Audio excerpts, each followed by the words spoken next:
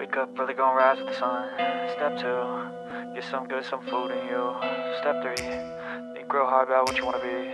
Step 4, everybody just do your thing. Wake up, today's gonna be a good day. Wake up, today's gonna be a good day. Wake up, today's gonna be a good day. Wake up, today's gonna be a good day. Wake up, today's gonna be a good day. Wake up, today's gonna be a good day. Wake up, today's gonna be a good day. Wake up, today's gonna be a good day. Yo. Set your affirmations, aspirations. I got shit to do, the aftermath of preparation. Good food, good mood, blood in circulation. One step at a time, yeah, that's how you make it. Set a goal you control and the steps you take them. I try to pick one thought, have some concentration. And if I make a mistake, it's called education. I try to do this every day, call it replication. Wake up, today's gonna be a good day. Wake up, today's gonna be a good day. Wake up, today's gonna be a good day. Wake up, today's gonna be a good day. Wake up, today's gonna be a good day. Wake up, today's gonna be a good day. Wake up, today's gonna be a good day. Wake up, today's gonna be a good day. So life ain't easy, yo, I think there's a reason though. Ups and downs, just like every different season, yo. Sometimes I'm high, other times I'm barely breathing, though. You always gotta fight and hide from the demons, yo. Negative thoughts are poison, they rot. Head full of flies, so here come the clouds. They'll never stop unless I can swap all the bad for the good in my head when I'm lost. Yeah, so I'ma fake it till I make it. Positive thoughts are overtaken, I got patience. One day at a time is how you operate a cadence. A flow, you grow, you show yourself a foundation. Stay away from all the shit that causes temptation. I know that I like to do it cause it's sensation. I live my life in my head like a narration. Don't expect greatness, do my best, man, I'll take it. Wake up.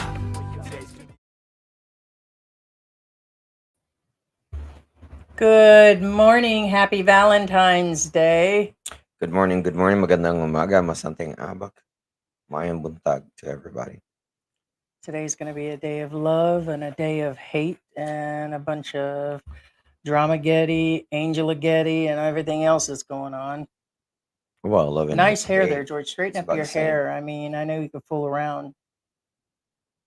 Your hair messed up stuff. Well, to you it is, but that's about right. It's like Green Day. You wish. Good morning, everybody. Good morning. We thought we would do a live stream today, and it's because we've seen a bunch of videos put out on YouTube coming into our feed and a bunch more emails in regards to Mark. Okay, so I will just say his name, Mark Thornton. We were talking about him. He's put his own video out there. I will add the link to his video in case you guys haven't seen it, and a link to this new video that we'll be showing here in a little bit that actually has come out. And this is somebody that's linked to the Dumaguete side. He's had his own channel and been here for, gosh, I believe I said 14 years or something. The guy's been here for a long time. I think he's been over there pretty much most of the time, and he has contact with like all the guys, Justin Carmack, all the things that are going on over there. But it's the same as we're saying today is that we said yesterday. It is really a bad idea to put videos out bragging, talking, discussing, or in a rage or whatever that you're actually doing in regards to stuff that is a legal issue here in the Philippines. We've said it before and we'll say it again. But he's put this video out that's really putting a bad light on him, his wife, his family. And the reason why is everybody's just like in awe that he would even put that out. Many are saying in the messages and emails that we're receiving, he put it out there for nothing but clicks. We said that's what YouTube is. And also, I'm just in amazed and awe that he would have put that video out, as we said yesterday, that saying that he actually got in a fight. More information's coming out, and as I'm to understand at this point, and per this guy, we're going to put a clip up of what he said about what was going on, that he started the fight with this guy, and the guy's even disabled. So he bragged about how the guy couldn't fight and this and that. Yeah, the guy has issues. So we will discuss this. But we appreciate everybody joining us. Also, well, yeah, we knew that there's proof that the guy that we're going to put up has hung out with Justin Carmack and Critter Hunter and that he's involved with the Dumaguete gang. But we've had a lot of messages. We're going to go through some of the comments, get your guys' opinion. It's what we do. I mean, it's me and George was discussing that we are, and I'm going to brag all get out. I told George, what are you, George? Besides pretty? A stud. You wish. And put you out the pasture. Toy. Keep your Valentine stick down, boy. Boing, Boing, oing, oing. Down, boy. oh, the boing. Oh, you don't have any. Cobra? I do have Cobra upstairs. Yeah. Okay. Well, you don't get your Cobra till later. So, I'm going to say we are the #1 live stream in the Philippines, and we take #1 because I am a female American expat with a Filipino husband in the Philippines. We are the only channel and live stream that actually holds this title. And I'm gonna what?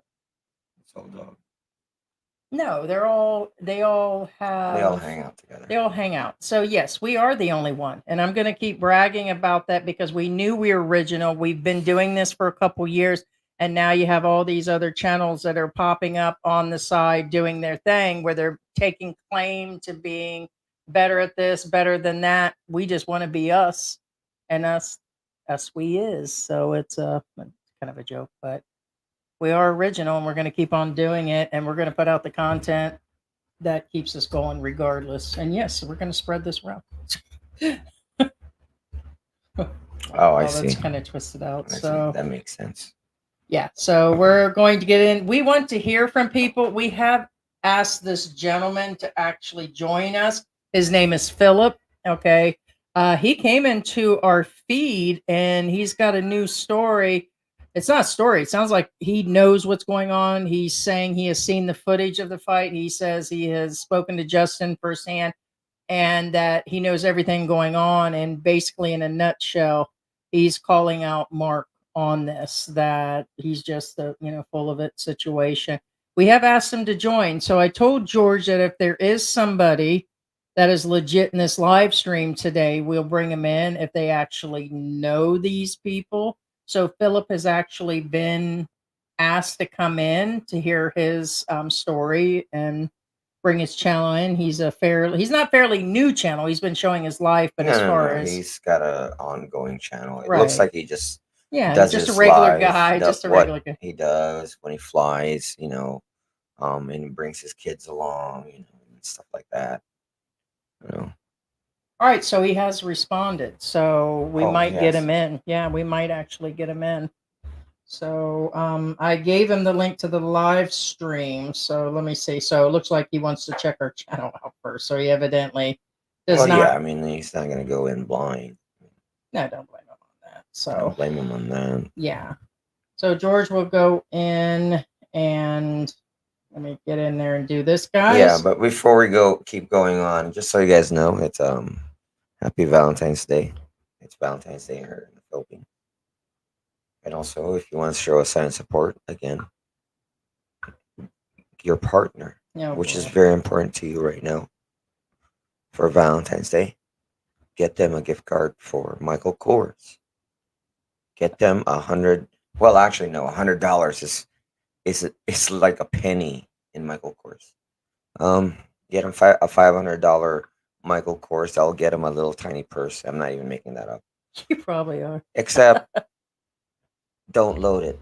Just give him a blank $500 Michael Kors gift card for Valentine's Day. He does that on every holiday for me. Now, some of you guys or girls again, you're like, why would you do that, George? Yesterday you told us to get him a GameStop gift card. Well, if you give him a Michael Kors gift card, guess what happens? You get a free day for yourself with the guys. Not if it's blank. No, exactly. You get to the doghouse, and guess what the doghouse is?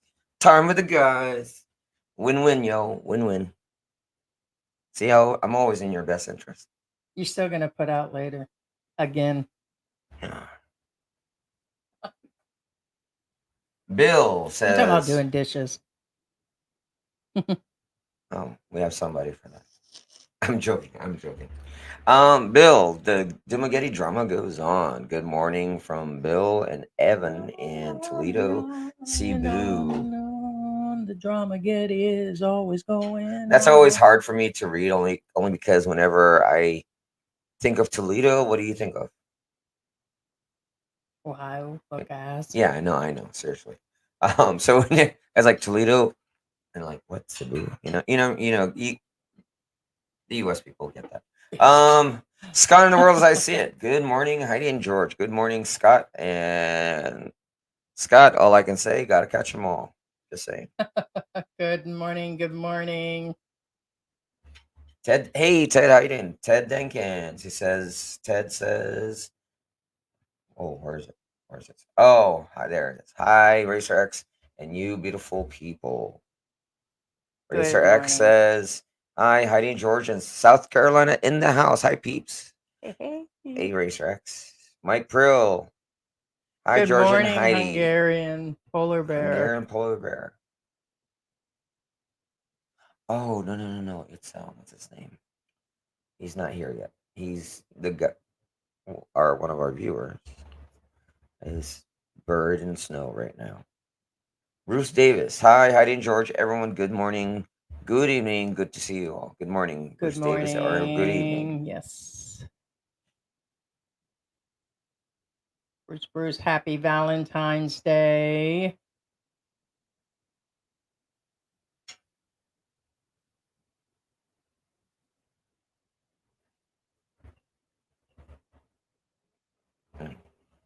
Happy Valentine's Day, Bruce Davis. Further down, Mick Fisher said, Philip is legit. I have Filipino friends in Dumaguete that tells me that MT has been a monster for years now. I'm going to try to stay as neutral as possible, about as possible as I actually can. I mean, the only thing that I can vouch for at one point, okay, Critter Hunter or Justin has come into other rooms and said things about me in regards to size and all that. But like George says, we take all that with a grain of salt. We don't go off like hunting people down or giving people a hard time in public and all of that. And we really don't have any problems with any of the guys. I mean, there's a few vloggers that I probably wouldn't meet up with, but in general, we get along with everybody. It's part of the YouTube world. But when you guys come out the way Mark Thornton did, and in my personal opinion, I think he embarrassed his family. He's got a baby coming and everything, and a full-grown man just got into a fight with a man that's disabled. And I mean, I didn't even know that side, and most people don't.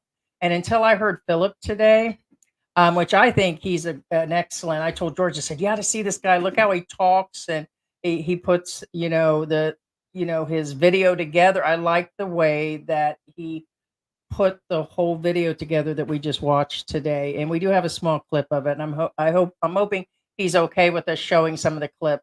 But he's Mark Thornton fighting as a full-grown man outside and bragging about how he punched him, put him in a headlock, how the guy couldn't fight, and everything was just, as I said last time, it's just very, very sad. Okay. I don't have I'm not even gonna claim that I have full details on the situation. All I know is that there was a fight at ground zero. Mark Thornton called the guy out, punched him, put his own footage out there. Speaking of which, I need to load the video. I'm sure everybody has a link to it. Everyman has a story.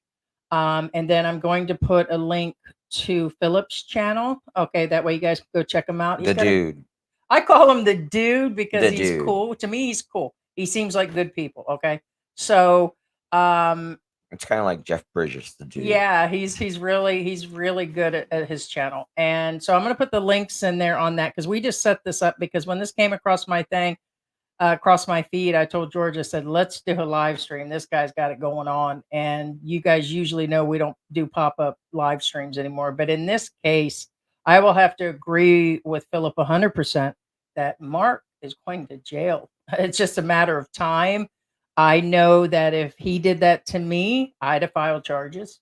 If they would have done that to you and all of that, you just go, well, it's George. He probably said, okay, have a great day.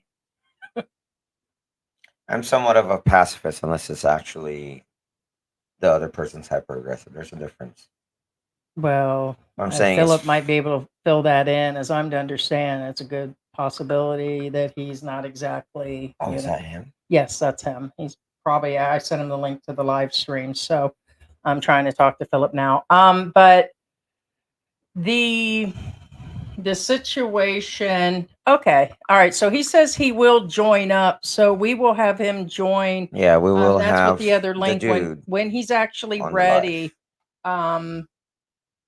I don't know if he's listening. If he's actually listening to the live stream, he would just click on the link. We'll see him in the room of our StreamYard. Yeah, there's something called like a green room flip if you're watching, and then we'll see once you're ready. And he's giving us the go ahead on the content. So before we go any further, as I'm going to let George know, hey, Hurley Wilson is in the house. Did you know that UFC came to Dumaguete? It sounds like it did. It came to this house about 3 days ago. Oh my gosh, that's hilarious. That's hilarious. No, we have UFC about twice a week in that's this house. funny, Hurley. That's funny, Hurley. And you better bet George is punching me in my eye. Thank you, Hurley Wilson. We'll put that towards George's $5 a month raise. Right? That is hilarious. So let me see. All right, let me do this. Why? Hey, Kenyan Subuk says no excuse for violence unless self-defense. I kind of agree unless it's defense, and George knows that's me. I mean, I know you guys hear me talk the good talk and say things, but George knows me personally. The people that know me, I'm only going to defend myself. I'm not going to like sit there and say, hey, let's go outside and take it outside, blah, blah, blah. He should have just walked away. He's got a baby on its way. And there's a good chance that Mark Thornton is not only going to jail, but that they're going to deport him over this. And was it worth that? And then does he know what it's like to start over all over again in the US? That's quite expensive. And I'm sure his YouTube channel won't follow. And I've heard all kinds of things about Mark Thornton at this point. We've heard everything from the cruise ship story of him asking for money to buy the cruise ship to things that he does on his channel. This is not about that. No, it's not. I'm just going into things that we've heard about Mark Thornton, and that there's always been some sort of things going around his channel. But I was telling George today about his interviews and everything. He just said on his last live stream that something about when he's doing interviews, he wants to get more into interviews about the people's unusual stories versus them coming here. And I'm thought, well, that's what people really want to hear, is how they made their journey and all that, and the expat and all that stuff. But also, on my personal note, he also said that he doesn't interview women, which I thought was odd. I get it's every man has a story. It's still a woman. And that he's only done one or two Filipinos. So, not the first time that we heard that he's I would disagree with the Everyman has a story. I mean, because man, is that what they call a bigot, or that he's biased? Because a woman technically is a man, aka woman. It's basically just a gender labeling. I mean, I'm just saying. No, I got that, but I just thought it's weird. It's not the first time I heard it. It's a patriarchal, misogynistic view, and that I'm not picking on Mark per se at this point. I'm saying every man has a story doesn't necessarily mean the male version of the species. And I'm not woke or anything like that. I'm just more open to, because that's another thing. Woke is the irony of woke is, in a lot of again, LGBTQ will agree with me. The problem with woke, it's still labeling people. The point is, we're all mankind and we're all equal.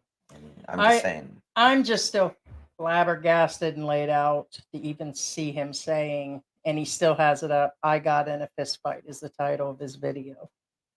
I kind of don't get it, babe. It's not something to brag about. Whenever you throw the first punch, it's not something to brag about. Mm-hmm. And I wasn't there. Okay.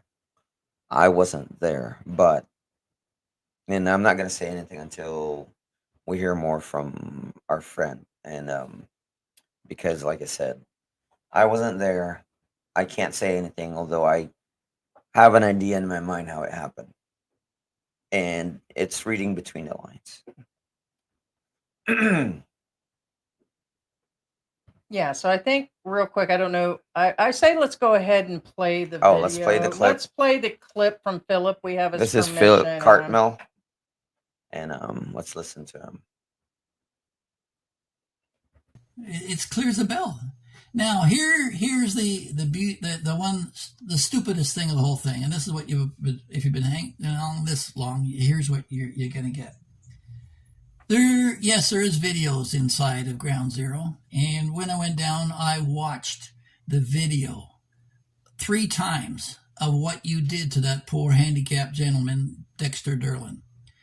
When you're spewing about him yelling at you, so what? This fellow held the door open for you with one hand, had his other hand down by his side.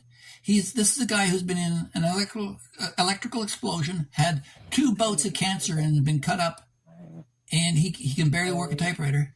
And you hit him repeatedly 3 times. Boom, boom, boom, without any negotiation, discussion, or whatever. Dexter told me he asked you to take it outside so that he could discuss with you the actual details of his loan to Justin without an audience. But no, you need an audience. You desperately crave an audience. And so I hope you get lots of views on this, because your wife's going to need it. Because first of all, they're going to come and they're going to arrest you, Mark. They haven't yet. They're putting the details together. They got to get all the medical reports for the eye that you tried to gouge out from Dexter. You tried, and you, in your video, the stupidest thing Dexter said to me, I swear he said, "I'm going to kill you, bastard."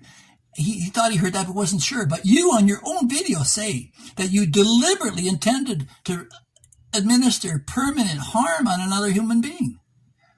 So I've warned others in the past about the monster you are and what's going to happen. I'll tell you what's going to happen. And I have a suggestion, okay, because I wish everyone well and I wish you a way out. And the best thing you could do right now is to get on a plane and get out of the Philippines now, because after a 6-month stretch, you need security clearance, and you won't get it once the criminal charges are set, because they have you on video repeatedly hitting a handicapped man and trying to gouge his arm out between the 2 cars, pushing him down the stairs. And it's pretty clear to anybody who sees it exactly what it is. A lawyer has been engaged. You're going to have to pay the legal costs for both sides, the medical bills for Dexter. And once you're sentenced, depending on the degree of sentencing allowed, aggravated assault's probably the initial one. I don't know how much time you get in that, but nobody wants to be taking a picture of you in a jail cell. But you're going to have to go to jail in the Philippines first and finish your sentence before you be allowed to go home to the States. So, I'm not one to say to anybody flee justice, but I also don't wish anybody harm. And certainly your wife and your new baby is going to suffer from your act. We're supposed to be adults. We don't hit like childhood bullies. And what was it you said to Simon?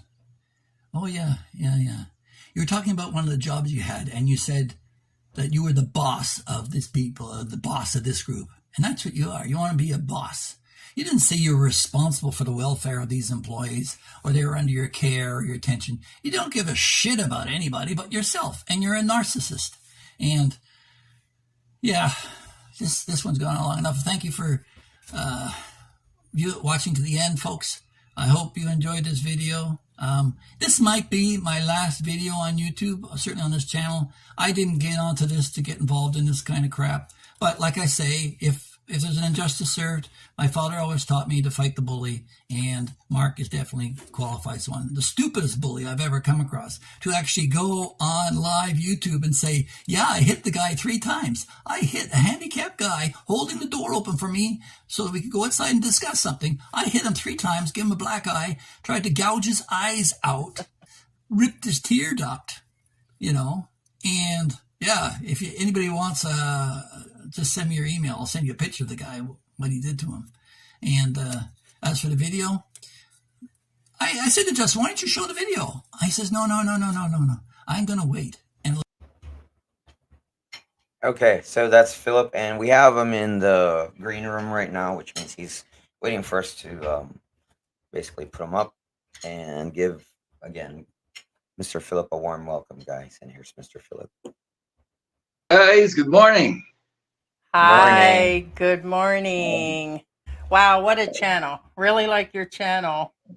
Well, thank you. It wasn't intended to grab a whole lot of attention, but certainly has in the last couple of days, I'll tell you. So how are you guys doing? Doing really good. Doing really good. It was your video that inspired us to do a live stream because, as you always know, everybody has pretty much just heard Mark's story. And when I put when we did a live stream yesterday, I actually said something about he claimed there was a footage and all this, and I couldn't corroborate anything about his story at all. And there's always 2 sides to a story, or there's always actually 3. Like somebody's already made a comment. They would like to hear what the actual real truth is. There's all this information. But as I listened to your story and talking about Justin and Paul and all of that, just a lot of things fell into place. But the one thing I think me and you can agree on is he's going to jail. It's just a matter of time. And why would somebody put all of that out there in front of the world except for the money and the clicks? Because he just incriminated himself over and over again. And he has still left it up knowing other channels have said, hey, man, you're in big trouble right now, but he still leaves it up in such arrogance. And so I'm just flabbergasted. Well, yeah, I think psychologists would call it psychopathic behavior because a psychopath tells a lie and eventually tells it so many times he believes it himself.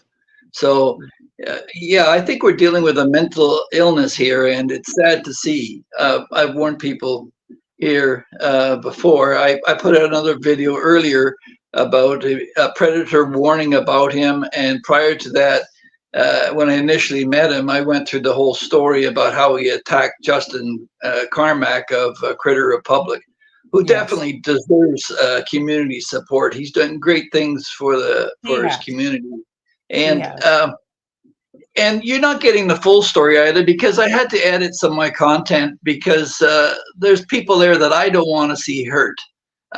Poor Stephen, unfortunately, he was thrown under the bus by a future brother-in-law. None of this needed to come to public view. This is all a private matter between him and his fiancée.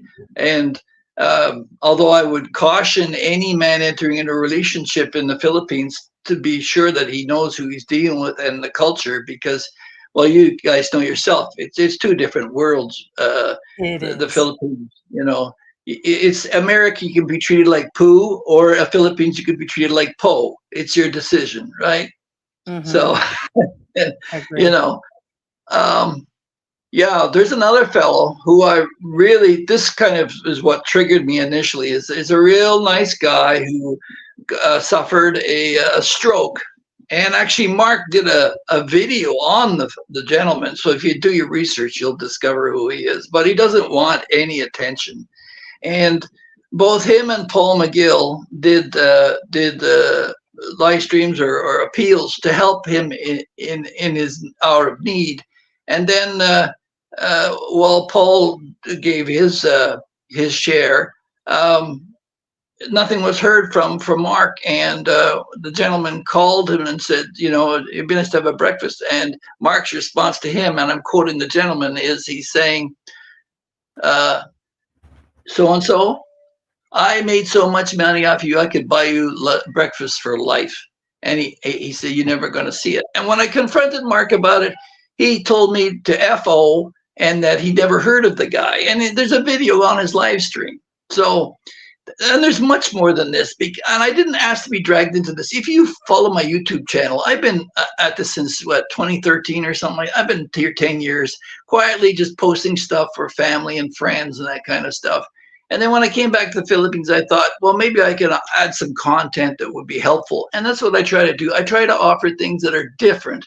I just did one on, the aswang, the mythical beasts of the Philippines. And I talk about the different things that, the effects that the mythical culture has on the Roman Catholic Church, and trying to find different areas. And I've encouraged any blogger who's suffering for content and doesn't want to just talk about Philippine budgets and failures in the Philippines is to go and steal my stuff. I don't care. I mean, it's all content. It's all helping people.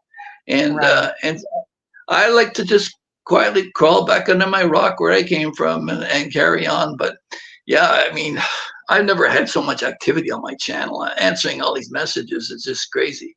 Yeah. And 99% of the people who watch the whole thing get my point, and the 1% that do, I'm sorry, they're sycophants and stuck in the Mark field of influence. And I've told people too, in my latest video, just putting it out now, an apology to Stephen Briggs for having mentioned his name, but I didn't bring it out into the public view. Mark did. I'm just pointing out the obvious and trying to warn him.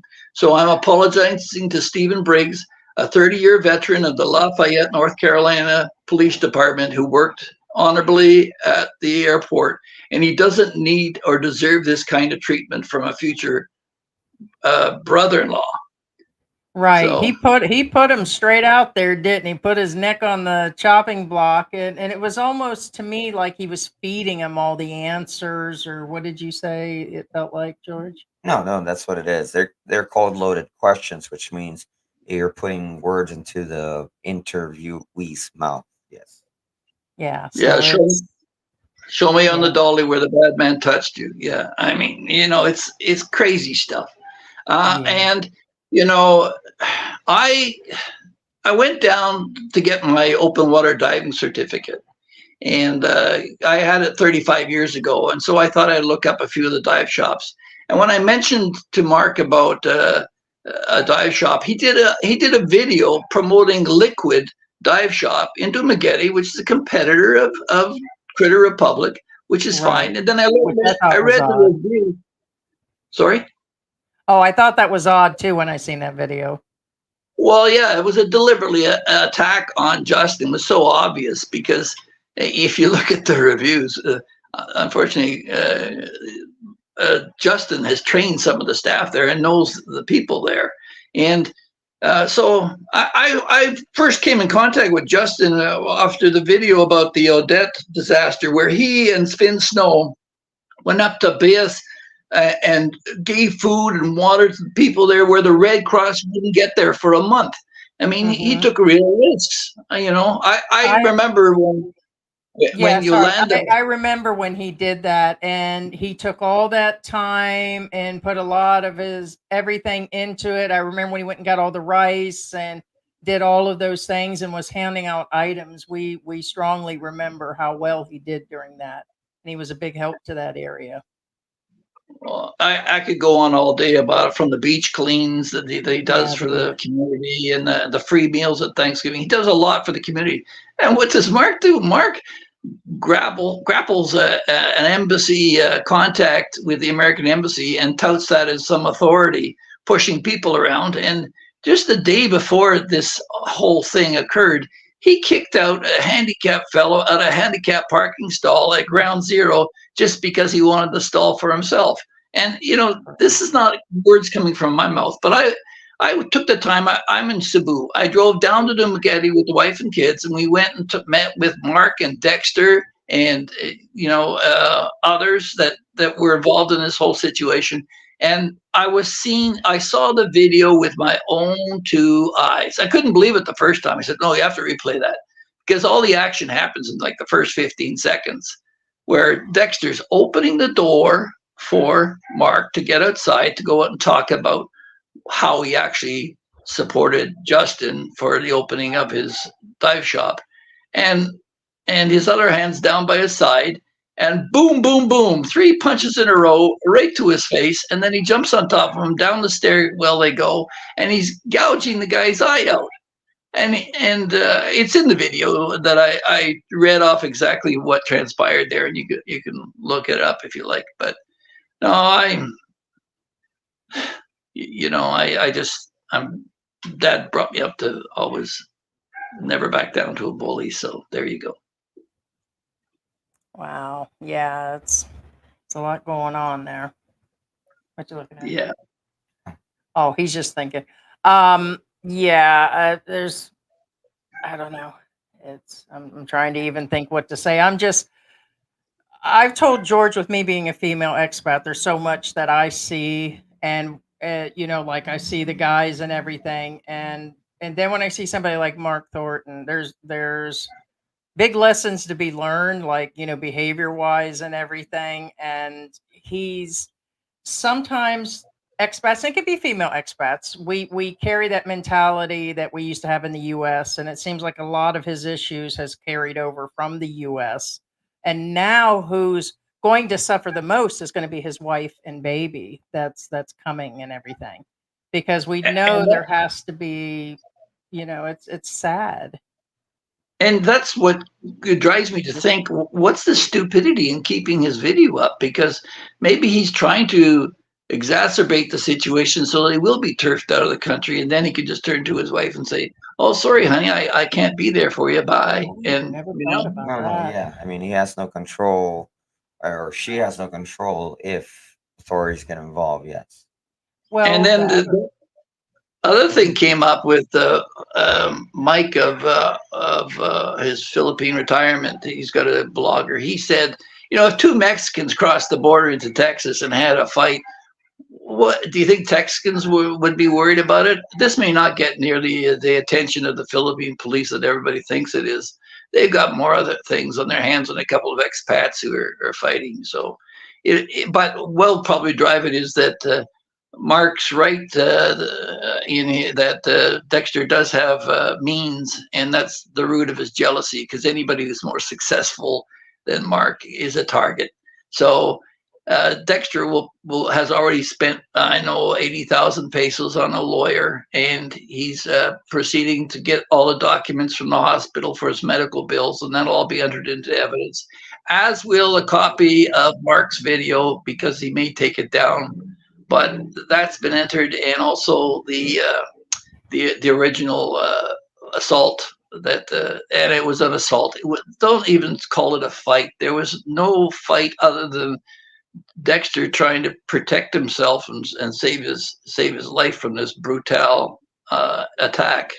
Yeah, I was telling George, I said, if I remember clearly, because I only watched part of it, but it was enough of his video because it comes up in our feed. And he actually was basically bragging how he won the fight and had him in a headlock. And he was just so proud. And I'm like, oh my God, that's just pure. Like I said, you just called him out for what he is. And I'm always using that word narcissism and everything, and it gives me a chance to use it, but it's just, he really was proud of it. He sounds like a schoolyard bully. He sounds like, it's just, it's just like, I'm just. You see, Justin is his real target. He hates Justin with a passion.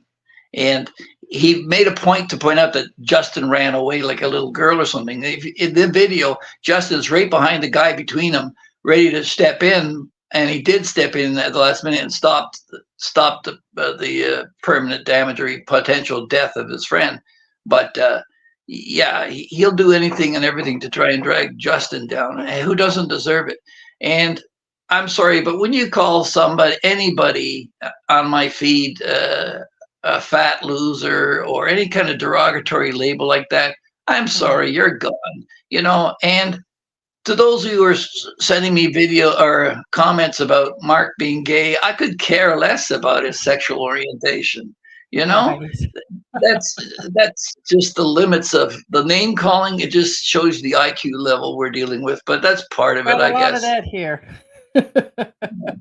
Yeah, I agree. I agree. We've been doing live streams for a couple years, and it's just it's Yeah, it that's probably the just popped in and out. Just there's just different levels of schoolyard here. I've seen it here in Angeles City. Other vloggers making other vloggers, targets, which happens a lot. And of course, our channel has. We've got a few big fans that send us emails on the occasion, calling us names, talking about our jobs, and I'm like, all right, we made it to the big time. But I don't get the schoolyard mentality that goes on here, or the toxicity as far as like the expats, like Mark Thornton doing all this to Justin and stuff. It's just I well, just don't get full men. grown men. Men, we're supposed to have boundaries. Women are supposed to feel safe around us. How safe does Jen feel about being around a husband who batters other people? And Yeah. what's her real situation? I would be very concerned about Bingo. his wife right What's now going and the on baby, behind closed doors? because it's Yeah. been proven scientifically. Jordan Peterson's a proponent of this, that when a man witnesses the birth of his baby, the whole level of his testosterone changes. It changes his mentality, and maybe he'll calm down. I don't know, but yeah, I have 7 children, right? And I was a scrapper and a fighter and a box and all the rest of it. And I've been open about this. I almost killed 2 people in my lifetime. Thank God it never happened. But you realize how fragile life is, and you don't do stupid crap like that. Once you're age of majority, 21 or 18 or wherever you are, it's time to grow up and put the schoolboy crap aside. But Yeah. yeah, I yeah. agree 100% on that. Yeah, and he's already had kids. So he's Yeah. already been married before, had kids, and I guess evidently it didn't really help him. Maybe he was a lot worse Well, off back in the day, possibly, but I don't it just makes you wonder. It just, puts a well, lot of words. things. Mark's own words are that his daughter doesn't talk to him anymore, and he claims it's because he has a Filipino wife. But I don't know. I mean, we don't know. But yeah, you wonder about his own relationships. Not that mine are anything to talk about. Yeah, so I don't All want to right. be Well, hypocritical. we appreciate you dropping in, guys. Check All out right, Philip Cartmel's channel. We're going to put the link in. I guess during the live stream, it's not allowing me to do it right this minute. But but check out his channel. We appreciate you dropping in, you're welcome. and But feel free to drop in on other live streams. We'll send you the link and keep in touch if you need something. you take care, Thank you. guys. Love your Thank you, channel. Thank you Philip. so much, God Philip. bless. Appreciate it. Bye. And don't forget to like, share, and subscribe. Oh, thank you. There you You're so go. Thank you sweet. so much. Bye. Bye. All right, that's Philip Wow, Cartmel, I guys. just got chills. I like his channel. I like to call him the dude because the man's got it going on. He's more than welcome back on our channel at any point. The guy is very intelligent.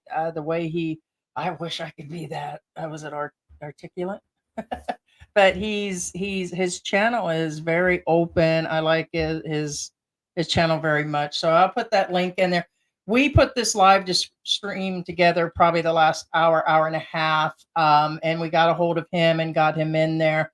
There's always 2 sides to the story, but always a third one. I believe Philip just filled in a lot for a lot of people. You ask yourself, why am I bothering, to even listen to all this stuff? There's something to be said about a vlogger that I've heard so much stuff. Like there's all these different vloggers that have, these numbers that are up there, 40,000, 60,000. Even the smaller channels can have their own issues. You guys have seen me pop off and everything, but I don't go out in public and fist fight people and end up in jail. I don't, the one mistake that I feel that I've made in the Philippines, I've extremely apologized for.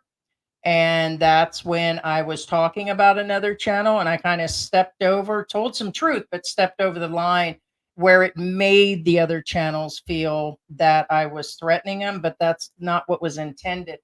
But not discounting that, I still extremely apologize to this channel and his wife. But to actually physically confront people the way that this gentleman has, Mark Thornton, he's going to end up in jail or deported, no doubt in my mind, here in the Philippines. Well, and like I said, I wasn't there, and I don't know exactly how the fight went, but you heard Philip again describe how it started, meaning the other gentleman opened the door, and that's how it started. What I'm saying is, reading between the lines, even before Philip said anything, I already said that it was an unwarranted attack, and that's the bottom line. Now, let's say this didn't happen. What I'm saying, let's say the guy opened the door and had a sledgehammer, like ready to swing. There's a different story. You know what I'm saying? But bottom line is, nobody opens a door if they have hostile intent for the most part, if that makes any sense. Even fighting rules, what I'm saying is, if you have intentions to attack the other person, you wait until that person who swung first for them to open the door, because now they have one arm occupied and the other arm, only one arm to defend himself with. Get it? You're not going to open a door to somebody you're going to attack, if that makes any sense, on a defensive system. Again, I'm trying to stay neutral here, even though you guys should understand where I'm coming from. What I'm saying is, you don't open a door if you have ill intent for the most part, you know. And Hurley Wilson says, get those likes up. Thank you so much, Hurley. Thank you. We appreciate you so much. And again, check out Philip Cartmel. He's got a nice channel, and I say nice because it's really not about And I'm what we're putting the talking links about right now. now. Sorry, It's no. You're fine. But like I said, like, it's not really it's not a Full drama credit. channel. It's about regular life, things that are going on. You know, I'm traveling with my kids. You know, that kind of stuff. And it is. right? He's just coming forward because he feels strongly, like a lot of people, that, that Mark himself has been putting on a persona. We told you guys a long time ago, some of these channels put on such a persona that they're this good guy, or sometimes they want to be the bad guy. They're just putting on some other persona. But then when it leaks out of your, out of your shirt that you've got these issues, you can't tuck that back in. And not only did he let his crazy flag out, he was waving that sucker all over the place. And now he's released the footage saying, "Hey, you know." And we've talked about people that have put their drama out there like that. And we're not, like I said, I'm not short of coming up, me and George fighting on air, cussing at each other and all that. I get it, but I'm not going to. That video would not have happened for me. I'd have been like, there'd have been a whole different level, and I would surely, if I was him, be concerned. Just like we've talked about the Campbell channel, because he has put some of his stuff out there. His wife had put him in a bad light at some point, like all the different things that she had shown him in, and that wasn't really appropriate either, like showing him being hosed down on the porch in his wheelchair. That's private stuff. Some things are super private. And I get, like I said, I'm emotional. A lot of you are thinking the same thing. Well, Heidi, we've seen you cussing. We've seen you, blah, blah, blah. Yeah, that's about all you guys have seen. I'm not going to put when George is drooling in the middle of the night and But you do. I have. Okay. So, but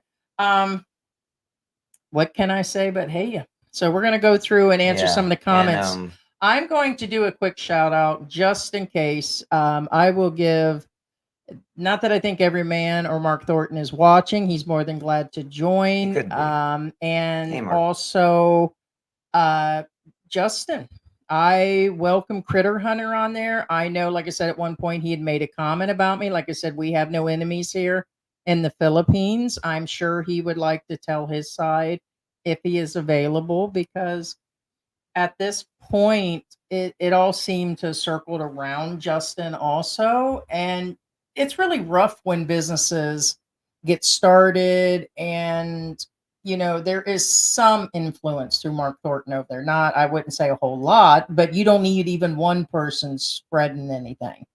And then that's kind of bad business too. And I definitely find Critter Hunter to, on a personal side, he really does help that area. There's a lot of people, a lot of vloggers over there that do a lot of good. And then like I said, it was just put into question, what does Mark Thornton do besides make babies and trouble? Well, okay. Again, Trouble it, in baby. in all fairness and in all neutrality, be aware that I'm not saying he is or he isn't. Not denying nor confirming anything on Mark's side. Because again, remember, Mark isn't here to talk about on his side. What I'm getting at, I understand that other people say, hey, what has he done? Now, I'm not saying he did stuff for the community. I'm not saying he didn't do stuff for the community. But what I'm saying is, it doesn't mean, I'm not talking about Mark anymore. I'm talking about YouTubers in general. It doesn't mean that a YouTuber does good things for the community, that he always posts, he or she posts it on YouTube. That's not Correct. necessarily true. Correct. I bet you Critter Hunter has done a lot more. I'm sure that he puts on. That's like us. A lot of people think we've Most only of the done a time, few we things. don't put things on Daily video. basis, we feed people, we give things away, we feed the kids in the neighborhood. We do a lot, but a lot of it we don't put on Right, air. because it's And the same with him. And yeah. it could be. We're not saying It's that possible that he Mark is doing stuff for the that has- community, we're- just doesn't post it. I'm not saying he is, and I'm not saying he isn't. But what I'm saying is, be fair. Again, have an open mind. It's not. Again, Mark isn't here. You know what I'm saying? In all fairness, Mark isn't here. But Just Fact says, can you guys find out what police department he's supposedly worked for? And again, this is technically, like Philip says, he worked for the Lafayette Police Department. That would be the future brother-in-law. That would be Mark Thornton's wife's sister's up-and-coming husband is who worked for that department. So, like I said, if you go to multiple channels, they've got the whole full story. I have some notes here of what happened. We know the basics, and it doesn't take a whole lot to know that you don't fist fight somebody in public in front of a place you're known to be at all the time with the connections you have and a 60,000 plus YouTube channel where you're always talking on in a foreign country. And then brag how you won the fight and admit I was in a fist fight is the title of the video. And I just like, do people lose their marbles the moment they get off the airplane? We hear everything, like when they get here to the Philippines, like over women, over being scammed, over being like the fights. That's not the first time there's been fights in Dumaguete. I think that's why and the same here in Angel City. There's all kinds of stuff that goes down here also. Well, and also be aware that here's an important thing a lot of people overlook. Okay. Now, I was in the U.S. for 27 years, not even joking about that. But the thing is, hold on, your tablet charger there. I have to plug it in with my feet, with my foot. That's what Filipinos do. They use their feet. But now what I'm getting at is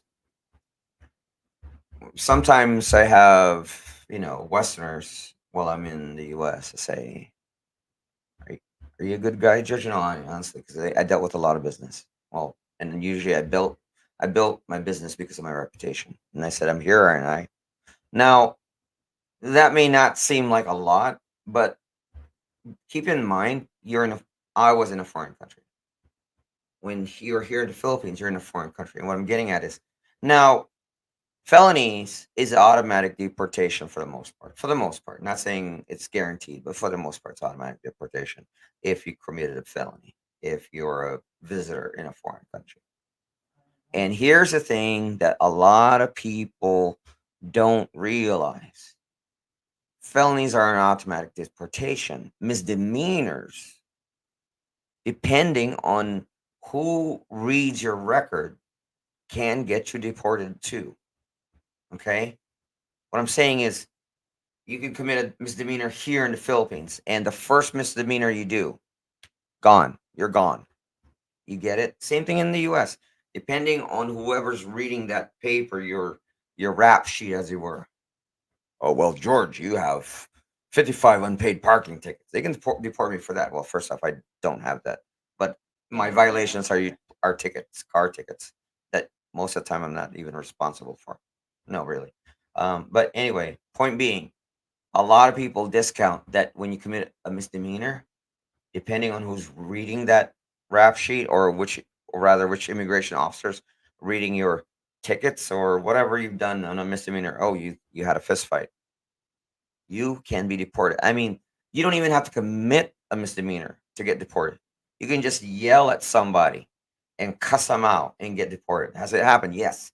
Happens a lot, especially in the airport. And it can happen. Yeah, it's happened here. A lot of undesirables. This has actually happened. And fair warning, Philip brought a good point to my mind. Who knows what's happening behind closed doors at Correct. Mark Thornton's house If- right now? If he does that, what could be going on? And secondly, his wife's got to be feeling something at this point. If I knew George was out there and beat up a few guys or the past that's been allegedly put out through the emails that we've been receiving and the side messages we've been receiving about him allegedly, I'd be a little nervous myself. Right. And there's a baby coming. Remember, you're 13A. If that's what he has, maybe as I'm to understand, he's got a 13A right now, which is by the spouse. She, if something happens, could actually pull his 13A. Correct. It is by the grace of your spouse. So what if she decides she wants nothing to do with an up and coming lawsuit? Or, when Mark got here, he didn't have anything. Everything that he owns, he's actually got through the YouTube channel and some savings and everything else. He said he was broke when he got here. That's the story he put out. So he can't have a whole lot of assets to begin with. And then what if he gets sued and then that leaves the baby and her, and she's still married to him? That would still make her partially liable at this point. All right. And to make things worse, let's put things into context. Some of you may or may not be aware of what Ground Zero is. Ground Zero is a very, very, very popular coffee shop in Dumaguete. It's where basically most expats gravitate to. It's where most YouTubers gravitate to. In fact, it's so popular. That's what's on the second floor. Well, that day it was only U.S. Embassy. It's not all the time. Right. But point being is it's that big Yeah, that they decided to do it there. Mm-hmm. And you're like, okay, what does this have to do with the case? What does this have to do with Mark? You know what I'm saying? That's high visibility. That's a high profile location. If you're, you don't do that kind of stuff in some alley for the most part, but you not only did it, but you did it in a very high visibility, very popular, very populated location. And I just want to say this for all of you that are wondering. If I was going to open up a can of whoop ass on anybody that I talked about in the past, I surely wouldn't talk about it. I would just do it. Well, and and he's sitting there talking about it because, like I said, there's been a few channels that have said that I've been after him and that there were threats. And we're not talking about one. We've had multiple, whatever. And it's like, oh, okay, that's what I said. But think about it. I mean, if I was going to open up that can, I wouldn't sit there and talk about it or be that much in the public. In other words, he's correct. Talking about all the connections he's got with the embassy and he's live. He didn't used to be live as much. We've been doing live streams for 3 years now. We are the only, and I'm going to repeat this while we have all the people here. We are the only American female expat and Filipino hubby channel in the Philippines that is live streaming. Okay, in the Philippines. Okay, I mean, there might be couples over there in the US doing their thing and been doing it as long as we have been. I noticed in the last few years, a lot of streamers have like really emerged, like they were just doing videos. Streaming, we've been on to it for about 3 years now. And now all of a sudden I see Mark Thornton all the time and the ones in Dumaguete doing constant live streams. And when he's in there, he's always talking about what he's accumulated and his wife. We hear all these things that he's actually saying, but he's out there in the forefront. He's supposed to be what I would call a public figure. I'm a public figure, but I'm not like all tied up in the embassy and like the brand ambassador for babies and doing all this other things. In other words, I'm just me. You know what I mean? I know I still have a responsibility even at the level of our YouTube channel, but like I said, I wouldn't sit there and talk about opening up a can of whoop ass. I would just do it and get on with it and close the door. Yeah, it's called.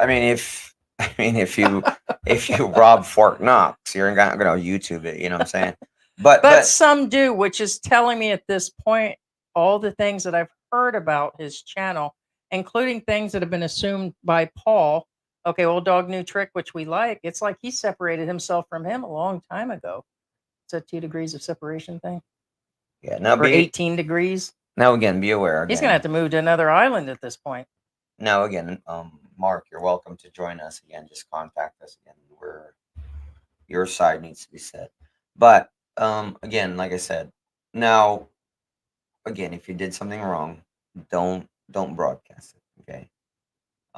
This is very important, and this is actually the reason why I said this is because, um, like Mark Richards said, he says you could be right, Hurley, but I would like to see with my own eyes the video of what happened. Now, here's the thing: when it comes to law, you don't broadcast anything. Yeah, we don't need the video. He said it, and he went live and talked more about it. So even on the what defense, yeah, they wouldn't.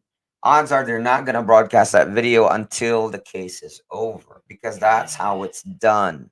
Zip it until court. That's how it works. yeah, that's the ticket. I mean, come on, what video do we need at this point?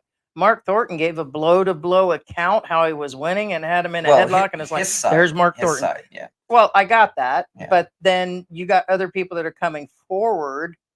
Either way, he already said that he did it. The other guy is filing. We have third, fourth, and sixth parties that have seen it. We've received a crap load of messages. I get there's trolls out there making up stuff and all of this stuff, but Philip knows all these people, okay, and it's like the real deal. So we are getting another side besides the other parties that were involved. You know, it's I'm not saying it's case closed, but Mark has already closed his own case at this point. Well, he's putting nails in the coffin for sure. Not necessarily the end all, but it's something we don't recommend. Yeah. Yeah. Hurley Wilson says Mark Lee has already been on video saying we should own our own house. Of course, she's crazy. I've seen that. It came up in our feed also. You missed that. I was trying to show you that the other day. It seems to be a little bit back. I had seen that video and it was like in a short format. Yeah, she was pretty much calling him out for not getting a house and stuff. And the video said something about him being broke or something, and she was calling him out on it in front of everybody. And the video has been released by other people. So yeah. Well, in all fairness, again, I'm really not taking sides on either matter, but be aware. Owning a house, being a former house owner, I know, honestly, I'd rather rent. What I'm saying is that's somewhat, to the discretion of whoever it is. I mean, again, renting has boons and banes. House ownership has actually more banes than boons, honestly, to be honest with you. Except nobody can kick you out of your own land for the most part. I said for the most part. Mark Richard says, did Philip say how we can see the video and what's the name of his channel? Yeah, I already put that out. I just put in the description, and yeah, that was earlier on. Yeah, and yes, it's Phil Cartmel, and no, that's why I brought it up because again, the video is being held right now, so to speak, by the defense. And again, you probably won't see it until. Oh, the CCTV footage is definitely going to be held. I haven't found it anywhere. Someone might come up with it. Filipinos and other people get a hold of footage. There's a good possibility. It's a leak. Yeah. We haven't seen it. We've looked for it for a few days, but Phillips, we just put the link in there. I'm talking to a few people through Messenger at the same time, so sorry about that. And I'm trying to add, of course, Mark Thornton. Everyman has a story. I'm trying to add that video right now. I don't know why it won't go through. So I'm trying to multitask here. But yeah, so yeah, that's who had joined us. And actually, like I said, and a lot of people aren't aware of the disclosure, meaning, for example, if you have a case and both parties have to present their cards before the court, but a lot of you are not aware that they don't have to show their cards up until the last minute of the last day before going to trial. What I'm saying is, for example, this video, let's say they won't release it to the other party. The defense doesn't have to show the video up until the last day before the trial, if that makes any sense. Do they have to give the video up? Yes, they do. But they'll push it to the limit. So in all probability, you probably won't see that video until the case is over. Cindy G says, right, George, Ground Hey, Zero's Sarah. always full of expats. Downtown and high price, very plush setting. Not a skanky bar scene. It's not a dive bar. It's a very populated, high profile area, which is the last thing you want to do. Coffee shop, yeah. Trouble. Yeah. Yeah. You want to? Oh, yeah. Just real quick, Sarah says, hello, Heidi and George. Check LLC day in snowy New York. No notice. Yes, no notice. Yeah, because he's coming in and saying things, so they're kind of. So you might as well. We all share the same viewers, so. What are you saying? Oh, never mind.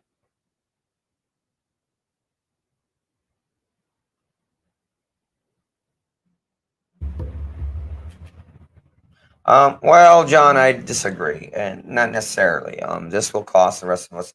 Password Bros getting watched and questioned. No, not necessarily. However, it does put other expats in a bad light. Meaning, Yeah, I mean, you probably won't get in trouble. They probably won't harass you, but for the most part, Filipinos who, if there are Filipinos who did see this incident, they'll be like, oh, keep in mind, this is the same thing in the U.S. If an immigrant did this in the U.S., they were like, "Oh, that immigrant, they're misbehaving." And then you have these people like, "Oh, all immigrants are uncouth. All immigrants are aggressive. They're violent." You know what I'm saying? There are people who always put you in that lot, but for the most part, no. Most expats shouldn't get in trouble, but they do. It's a bad representation, correct? Um, I thought you like it. Okay. no, I do. I'm. One second.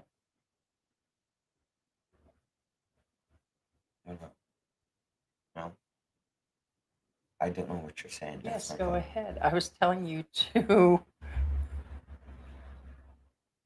Never mind, George. You don't understand any of those. No, hand gestures that you never Alright, used well- before. I'm not going to be able to tell you.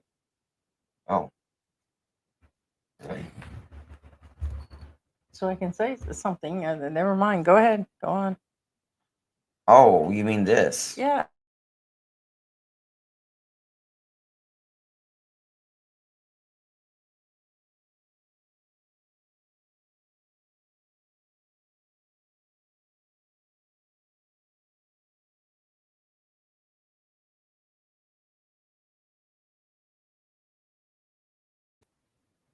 There should be a message, right? Well, I haven't. I've been trying to do Yeah. a few things. I'm talking to one person. I'm trying to add the link. I can't get. I got the one link of the one channel in there, but now I can't get Mark Thornton's link in there. Yeah. So it's weird. It's the glitch on all things, or it's just operator Well, error. now here's the thing. Here's the problem I have with this.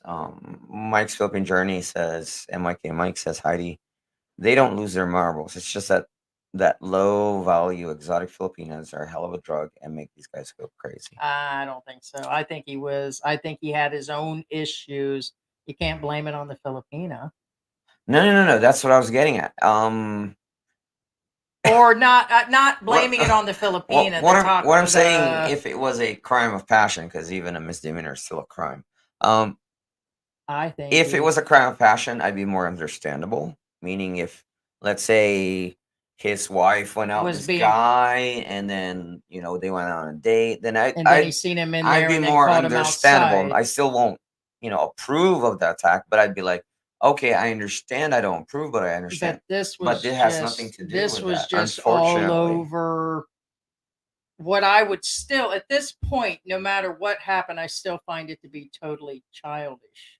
Why it all went down. I mean, except for Justin's business being messed with, and then because transactional relationships happen a lot here in Angel City. It happens throughout the world, just not the Philippines. It became that, and about Justin's business, I mentioned that yesterday, that it was a bunch of things that entangled this whole thing, but violence was not the answer in this case.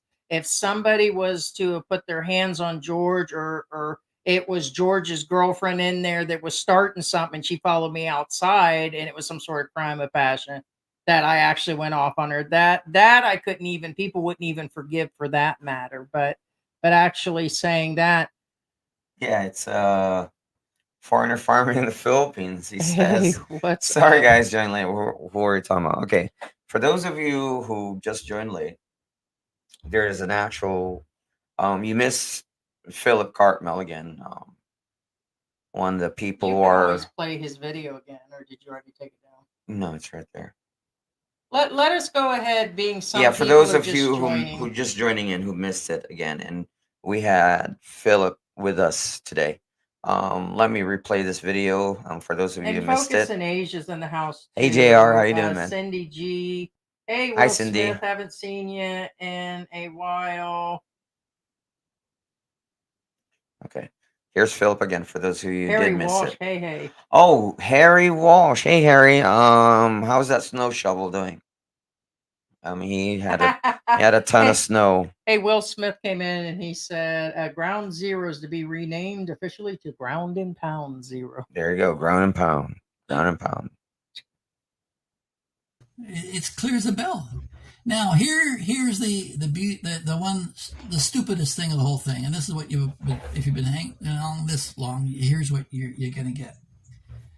There is videos inside of Ground Zero, and when I went down, I watched the video 3 times of what you did to that poor handicapped gentleman, Dexter Derlin.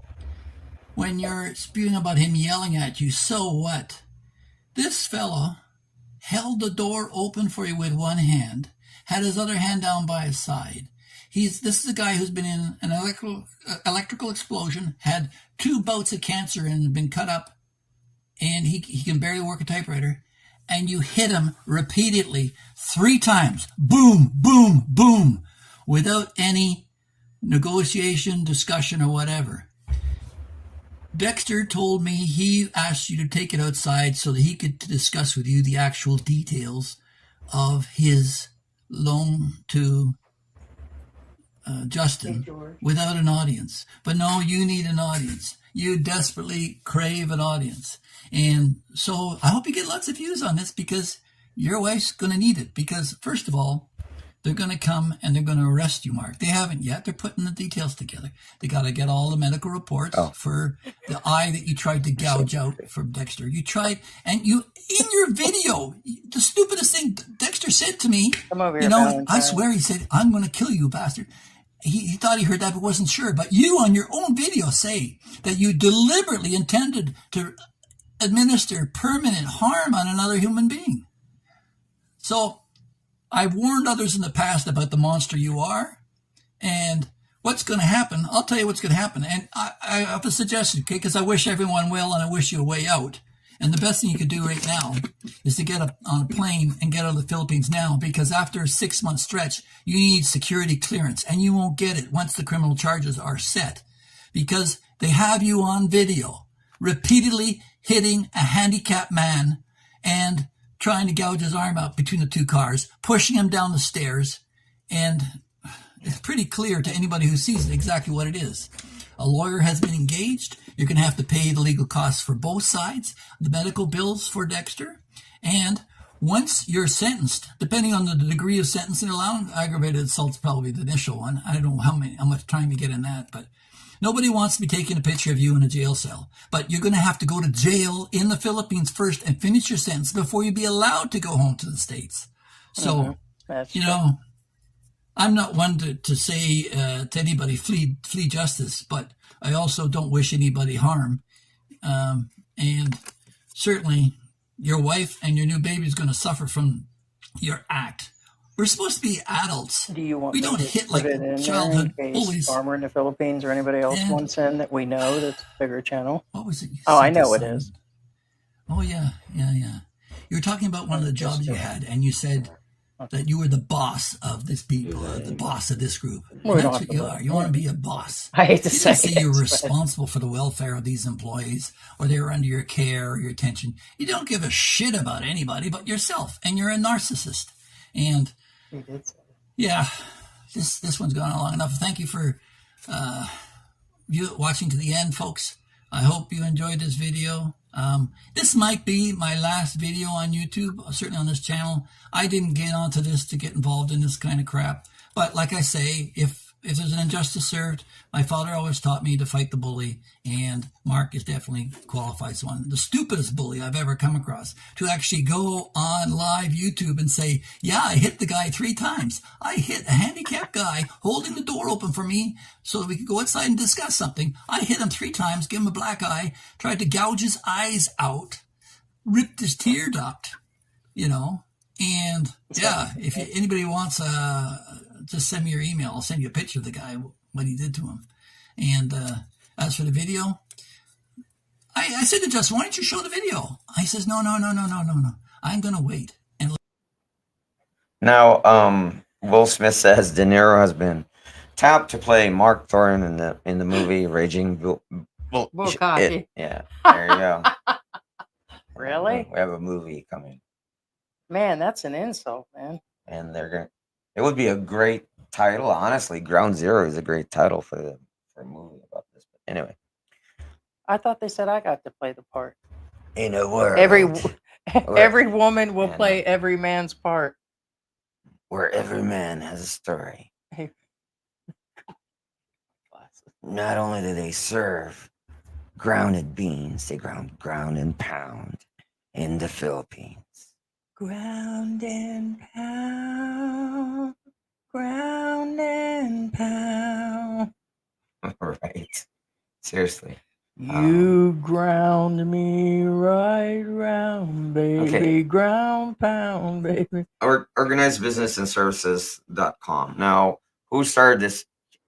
A YouTuber. This always the irony of this started because of, again, A few things, actually. well, Mark posted it and bragged about it. That's where, there's always something going on here. Usually, it's only in the Philippines have I found that vloggers will personally attack other vloggers, or other expats are after other expats here. It didn't happen in Mexico. We didn't see it in the U.S., and we've been doing this for a few years. We got here and we seen a big thing where you're going to see it a lot. And then it looks like it's somewhere started along the realm of a future brother-in-law of Mark's. Some transactional thing about his new fiance. He had asked her to quit her job. Mark brought him on to explain all that. But there was a fight over, allegedly, this has been going on long-term between Mark and Justin. He's been putting his business down, allegedly, and this guy wouldn't invest. And there's been a bunch of in-between hearsay, and that's about all we know about it. Then Mark put out a video that I was like, and that doesn't happen to me too often, where I'm just like, did he really just say all of that? And he did. He actually was, I call it semi-bragging or bragging, just as you heard this gentleman say, about a fight. And right. That was just, and unfortunately, the one that's going to suffer the most, and I'm sure of it, will be his wife. He's probably sitting there shaking his head no. And he got 25,000 views for his video. I don't know what his normal views are, but I'm pretty sure that's probably a good video for him. But if I had to guess, even at 20 per 1,000, he'll get 150 for that video. It's going to cost him more than that in legal fees just to backtrack and cover his trails, which I predict that video will come down pretty quickly. I think right now he's just leaving it up. And I get the frustration, the anger. Like I said, I've been through my own legal issues. God, how long ago was that? 6 months, 7 months ago? Okay, and you get this frustration, and I can win. And George heard me say a lot of things about it. And I'm like, okay, let's just get it out of the way, blah, blah, blah, blah. But here's the thing. He just exacerbated it by putting it all forward. Correct. And he just threw gas on the fire. I was ready to throw gas on my fire. You can trust and believe. Me and George fought over that, literally yelling back and forth. And he said, hey, don't involve me. This all started by you being a big mouth. And I had to take responsibility that I overstepped my boundaries and that I was out of place for saying what I said. But I told George, most of all, I hurt people's feelings and I hurt somebody's feelings. So I took responsibility, wrapped it up, but I didn't put an entire video out going on and on and on and talking about how I did this and how I planned to do that. And Mark Thornton just went on and on and on about it. How, he won the fight, how he had punched somebody, and he's still got the video out. was it really worth it? Is it worth? There's a good chance that you're going to actually be, kicked out of the country, go to jail, and all of that. Hey, Now, there's my yeah, teddy bear. Mike's there. Yeah. Just real quick before, let me because I think it's funny. Clearly says, "What I learned is never hold the door for an expat." Now, keep in mind, we did say again, Mark is allowed to again come in and show up, and I did say again, in all fairness, he has his own side. I'd like and to that's see what Justin come in. and that's what Simple Man's so- Journey said. I have learned not to listen to the friends of either side. As always, omit certain important details. Well, yes, we figure that. That's Well- kind of like in all vloggers' lives and all things. There are things. There's a third and fourth side. Well, of the yeah, story. but in all fairness, Simple Man's Journey, I wouldn't say they will always omit certain. Sometimes they add. Well, what I'm saying is some people are very unbiased. Like then they'll tell you how it is and how it happened, and I'm one of those guys. I'll tell you how it is. But point being is again, in all fairness, it's we have our guest here, MYK Mike. Marcus I'm sure you're Savannah. familiar with him. Mike's Philippine Journey. Check him out. He's got a great channel, great and wonderful channel. I've always been a big fan of his. Way before we even met and talked or anything. Heidi is like, "What are you watching this guy?" I said, "Because everything he says is." Oh man, yeah, good That's pretty days, good true. times, Yeah. good times. It's like, all right. who is this Here's guy? MYK Mike, guys. What's up, Who guys? is this? Hey, remember them good old days where I used to yell from a distance, like, "Get that crap off the actual, Who the hell get is this this stuff guy? off air." And then I'm like, I stopped and I'm like, man, this guy keeps it real. He tells it like it is, and he's got a lot of good points. And ever since then, I've had the hots for him. Welcome, Mike. What is up? 252 in the building. You guys got to hit up those like buttons, guys. Thank you, Mike.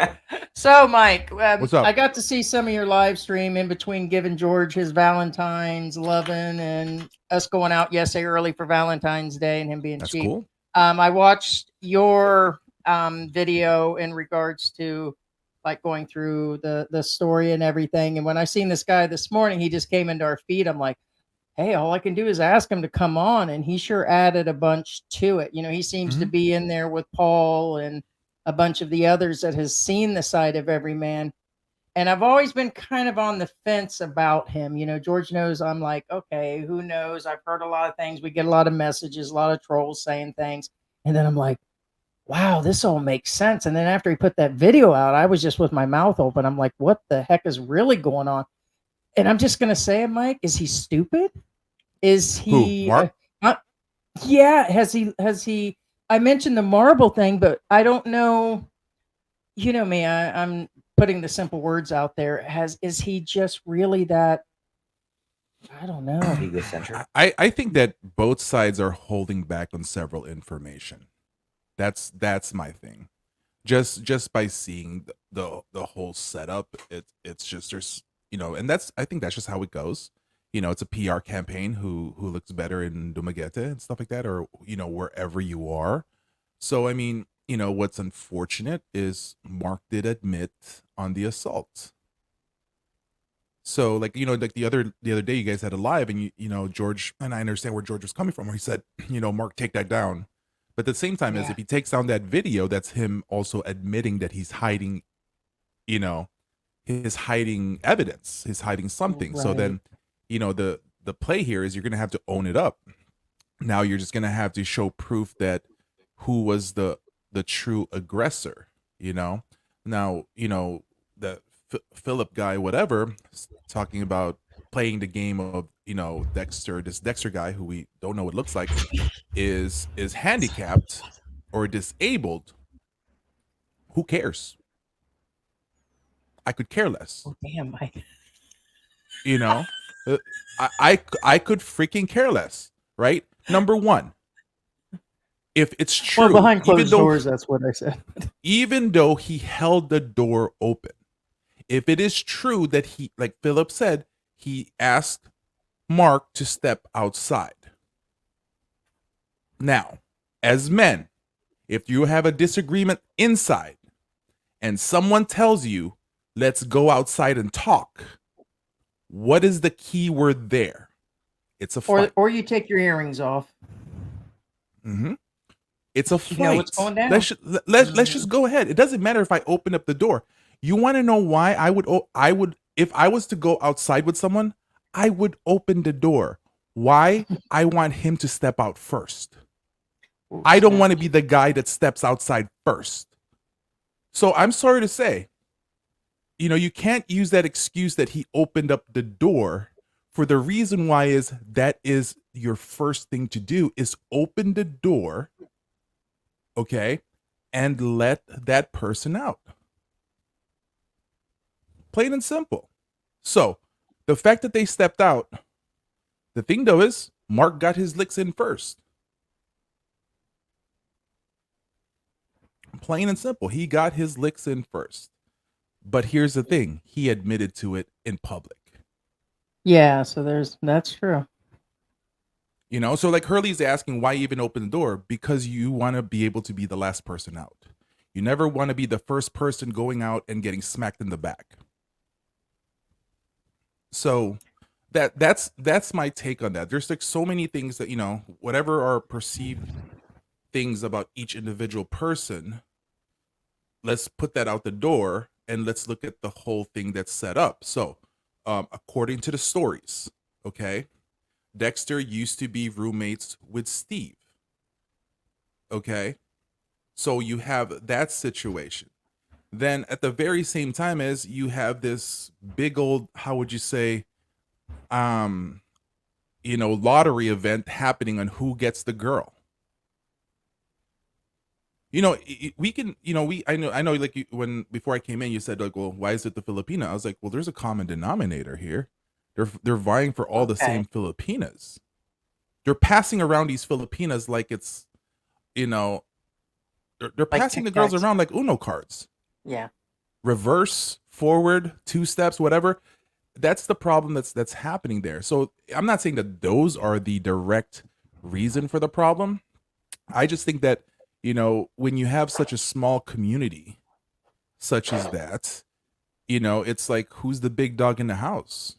And that's what they're trying to do is like, who's the biggest bark, who's got this. And so that's the big problem that these guys are facing. Just think about it. I mean, that's what Ground Zero is, where all the Filipinas hunt for foreigners and all the foreigners pretend that they're hunting for Filipinas. So, so that's what's going on in that particular bar. So it's somebody who's just trying to like, thump their chest and say, that's what's going on. So it's just like, it's like, I feel bad for no one until the video shows up. But here's the thing, even though if Mark was the person that attacked first, there's an altercation that happened. So the questions I'm going to be looking at is what happened inside that made it go outside. Is it true? Is there, so we don't know about that stuff, but let's say, for example, put a couple scenarios, from what Mark was saying. He walks in, they were the one that was instigating, talking to him and saying all that stuff. That's what he was saying, right? Okay. Right. So if that's happening, then okay, just because you were beat to the punch, that doesn't mean that you were not part of the aggression as well. So in the end, they both can be in problems. Both of them could eventually have their own problems that they're going to face. Like I'm sick and tired of like guys using, I'm handicapped, I'm this, I'm that. So what? I'm like, if you can run your mouth, you ain't disabled. I'm sorry. It's like, it's like all of a sudden that's what we run to. It's like, I'm disabled. You should not have hit me. I was like, well, why not? I'm like, come on. Like, Damn, he sounds like me after dark. I'm like, I don't give a damn. But no, I got that. But Yeah. but in the long run, regardless, I could have sworn I took away that Mark was bragging about how he did. I thought he did the first punching. Was he not the first one that hit, or did I miss that? No, he's the one that popped the guy. I guess he got him in a headlock. You would know and that would stuff become like a that. fight. I just would know that if I had a baby up and coming and I was a vlogger and all that and how childish. But I know people can push you to the limit.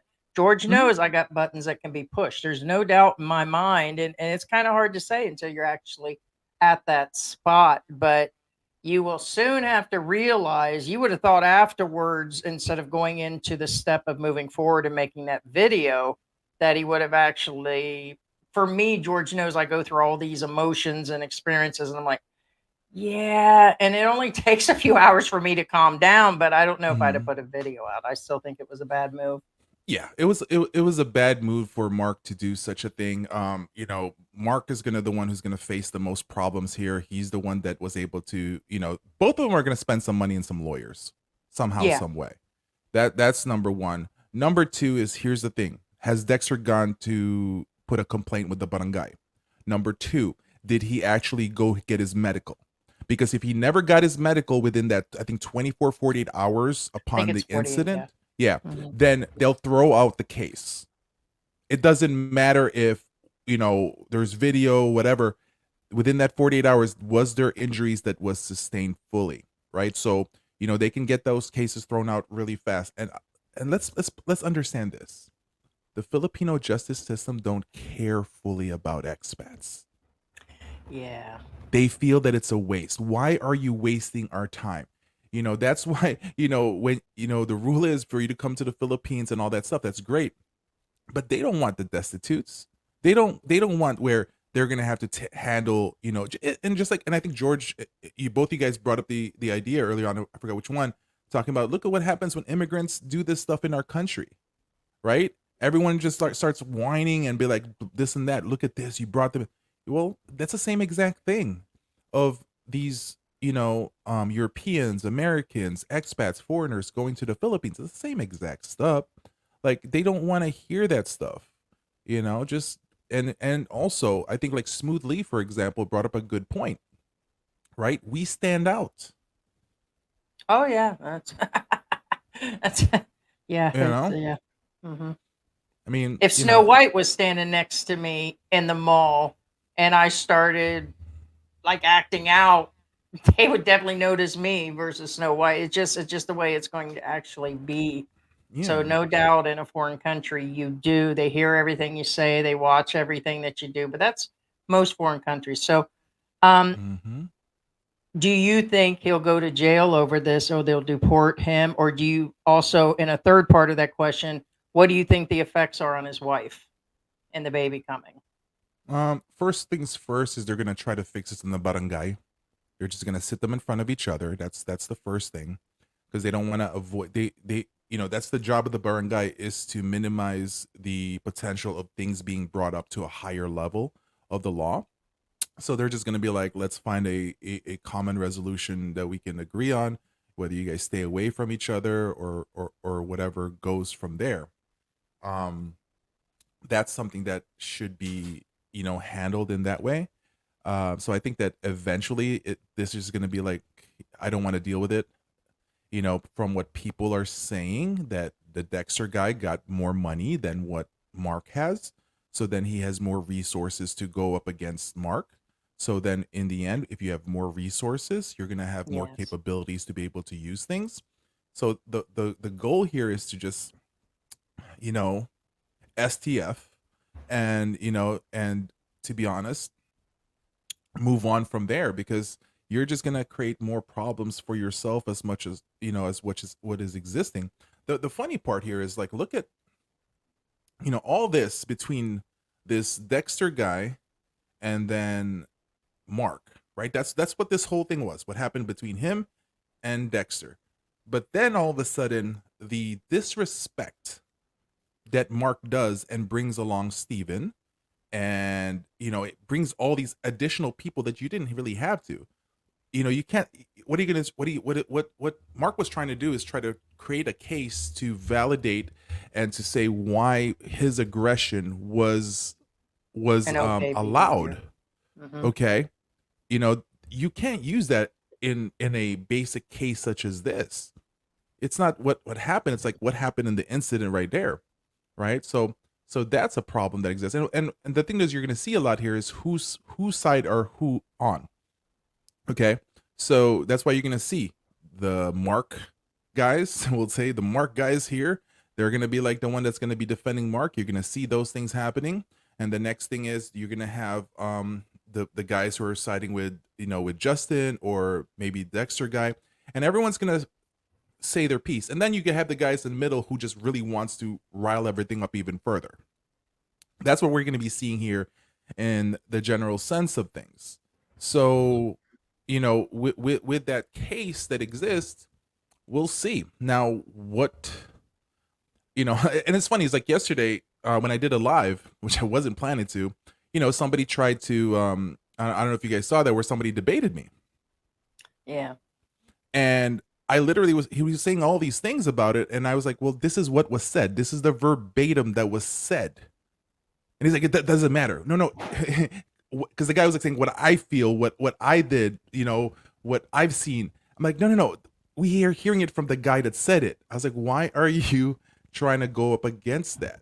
So, it is what it is. Now, problem with his wife, with Mark's wife, I mean, is this going to be a problem for her? Is it going to affect her pregnancy? Yeah, women are very strong in regards for during pregnancies, children, infant, fetuses or whatever you want to call them that's inside the woman. I mean, those things can go through a lot. It's yeah, not well, I really mean, good. I'm don't just think talking it's about gonna like her fully affect it. overall wellness beings this. I mean, because it's still, when something like that's going on in the household, there's still got to be a level of stress. Me and George talk about things causes a little bit of stress. What I'm saying is just the stress in general, or how Yeah. far it'll go. If that's the way he acts out in public, what could be going on at home situation, kind of like in general, just Mhm. how it Well, might be affecting her. I mean, I'm sure she's strong and the baby will be fine, but there's still a level of stress. listen, she's not in the Bahay Kubo that that Steven had to fix up for her family. She's living in a decent house. She has less stress than what it is going on with her right now than her living on that whatever house that was fixed up for them.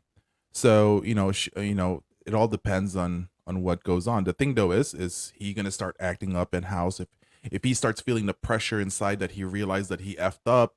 Is he gonna, how does he act? Nobody really knows that, right? So like for me to be able to fully say what's gonna happen, I don't think anybody can, because nobody truly knows what happens within the confines of those four walls, that kind of exists in there. So I think it just and it just exposes what's funny is it's really fun to watch it.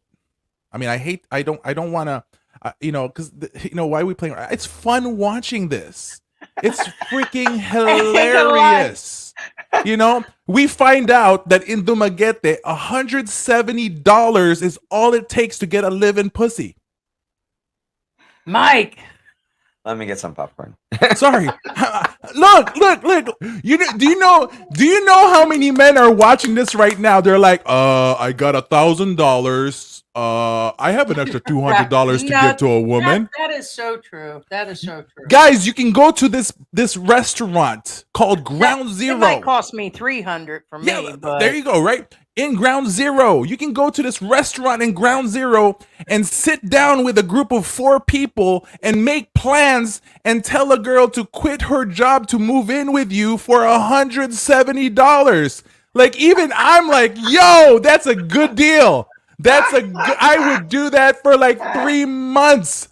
Like $170. That is, if you have sex 3 times a week, 12 days a month, that is $14.16 per sex.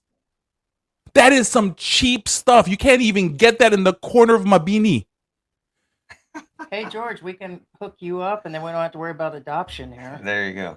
Come on, that is rent a womb, huh? That is the juice. And then all of a sudden, you have one guy that facilitates that the girl is dating another guy, but he doesn't like her, so he finds her a better suitor that is willing to give $4,500 to fix a house of his in-laws, because maybe Mark didn't want to pay the $4,500 to upgrade the house. He was married already to the daughter.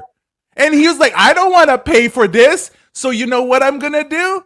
I'm going to find another guy, another target to pay for these expenses, because I didn't want to do it.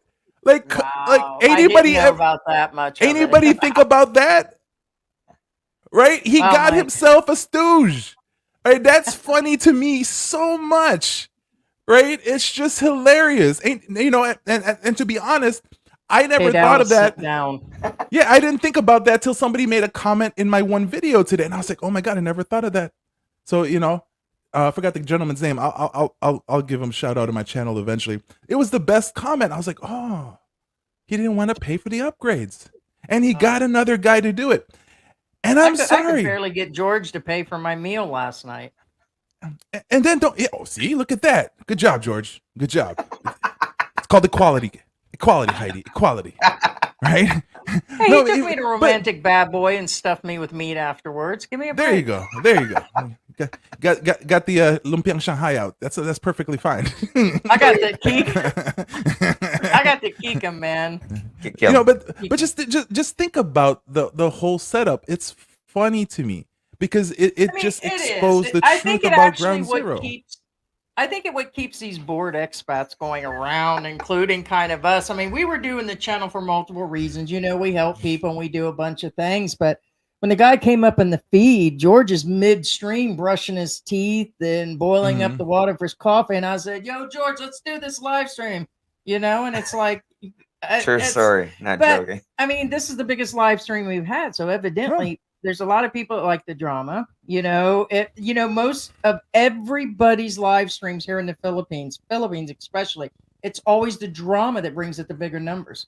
So think about Old Dog and the Filipino P and all those that a lot of our people watch, or other channels around us. And when they put out that, Angeles City sexpat stuff, or the bar girls, or anything that's dealing with people going to jail or anything, they're in, man. They're in like sin. And I'm like, it's frustrating to some point, and then I'm like, glad to see you guys at the same time. So I'm kind of like, it's like a bipolar Christmas Easter thing wrapped into one. Yeah, happy birthday to us. You know, I mean, look, it's Ash Wednesday. Might as well turn people to Ash right now. We got to use it a little bit, but it's like, come on, it's like it brings out everyone. It's hilarious. And then look, listen. You know what's amazing about this? At night. This is what we call therapy. Okay, this is therapy. True. And let me explain to you why it's therapy for the Dumaguete people. There's a bunch of seniors over there who already has dementia and Alzheimer's. And this is all over the Philippines. We'll just say that, okay? And having something new to talk about rather than, your cheap $14 girl, whatever, this allows you to build and create new neuron pathways a little bit. So it's actually therapy in your brain. Something new to talk about. It's pretty freaking awesome for them. And look, listen, everybody comes out, right? So like, for example, you have Jonesy who gave you guys, thank you so much, Jonesy, for the $2 right there. Appreciate it. Mexican might think he's an expert. Number one is I never claim to be an expert. And listen, I appreciate that you think I'm Mexican. So it brings out the racists out there and everything like that. Just like the guy in my live the other, yesterday that showed up. He calls, why do you talk like, like why, he said, why do you speak like it's hip? Because he was defending Steven and the transactional relationship that I was going after. He was like saying, why do you talk like you're a hip hop artist, right? And right there alone, I'm like, ooh, it's February, Black History Month, and we getting at it. And then he says, why do you speak ghetto? And then later on, when he goes in the live, he says, I wasn't talking about, the black ghetto. There's different ghettos, white ghetto, Mexican ghettos, all these different ghettos. I was like, no, you started with a hip hop artist. I know which ghetto you're talking about. Right? Yeah, he tried to twist it. Yeah, no, it's fun when these people come out. It's like, it's funny how that means they love you. Yeah, that do. Means you're loved, and it puts you at the top, and they don't realize every time, like when these other channels say something about you bad, like you or us, or like somebody like that, nobody gets to the top without the haters, and thank you. And so we got someone in here, trying to label you, and that's something they really like to do here. Race, they go by color, where you're from, how big you are, how skinny you are. Mm-hmm. And they try to put all these insults out there like you're just going to melt like sugar in rain or something. And it's like, thank you, Yeah, and what people don't know is I have a strong connection to Dumaguete. People don't know this. Like, my family is literally in the Dumaguete area. I have family there. I have long distance families over there, and my own mother went to school there. So it's like, it's hilarious to me how it kind of works out when you start seeing this stuff. And that's the thing, like, it's funny, people are complaining, but then you like, you have people complain like, oh, you're using somebody else's channel with more viewers than you, more subscribers than you, this and that. And I just laugh, and it's like, okay, but you came to this channel to say that. So apparently that's just how it works. And a lot of guys don't want these things exposed. That's why a lot of people are upset. Don't forget, that's why a lot of people are upset, is because Dumaguete is being exposed again. Yeah. And there's a lot of, and let's play the game. There's a lot of racist people that left America to come to the Philippines. I'm not saying majority of foreigners, but there's a good percentile. So in a way, at the same time, it's like, me doing this or us doing this, whatever. It's fun for the reason that it's funny. You're racist, yet you come to the Philippines to insert your dick on a Morena Filipina. That doesn't make any sense to me. Oh, I forgot. The food's good, the woman's good, but you don't want the people. Yep. So, you complain about the people so much. Then why are you in the country? But I think Ground Zero might end up, if they care, or if they actually like it, because it's going to bring people in. I think if they have any better choice than PR wise, they would stop all people from coming. It's PR. Yeah, there's no doubt they're getting major PR. Yeah, it's like, just turn on the CCTV and show the foreigner fighting. Like, if I was in that end of thinking of owning a place like that, I would like totally show all the fights that happen. I would put it on the big screen. Yeah, I'll be like, let's put, it's like, what's even better? It's like, instead of cockfighting, show foreigners fighting, and put your bets in. I'm like, Hey, maybe they can start quarantining them at the airports and stuff, and putting them inside cages, kind of like jail cells and everything, and just let them do it in the beginning and get it out of their system. Put them on steroids, yeah. Put them on steroids like I am all the time, kind of like me and George cornered in the kitchen situation. When I'm on steroids, it's like, hey, get away from my coffee, But I mean, no, I was telling George that, our next live stream or two, we're going to talk about how people, they need to get acclimated to the Philippines. And a lot of people have never even left their state or their area in the countries they're coming from. And then they come over here and they like lose their mind situation. But they kind of do that when Filipinos leave to go to other countries. They put them through some of these classes and do things when they're OFWs and going to other countries. And I still kind of think that needs to be done. I mean, I'm still majorly adjusting. I used to bitch about 40 times a day. I'm down to about 3 or 4. I'm off of that bug and heat thing, and where I was freaking out all the time. But it's a stress in itself for sure. And it's the guys, I think you're right on that. We ought to put them in some sort of pen and let them at it. It's new stress, but guess what? New stress is better than old stress, right? That's true. If you're living your life with the same stress happening all the time, then that's just like really bad. You might as well get new stressors in life.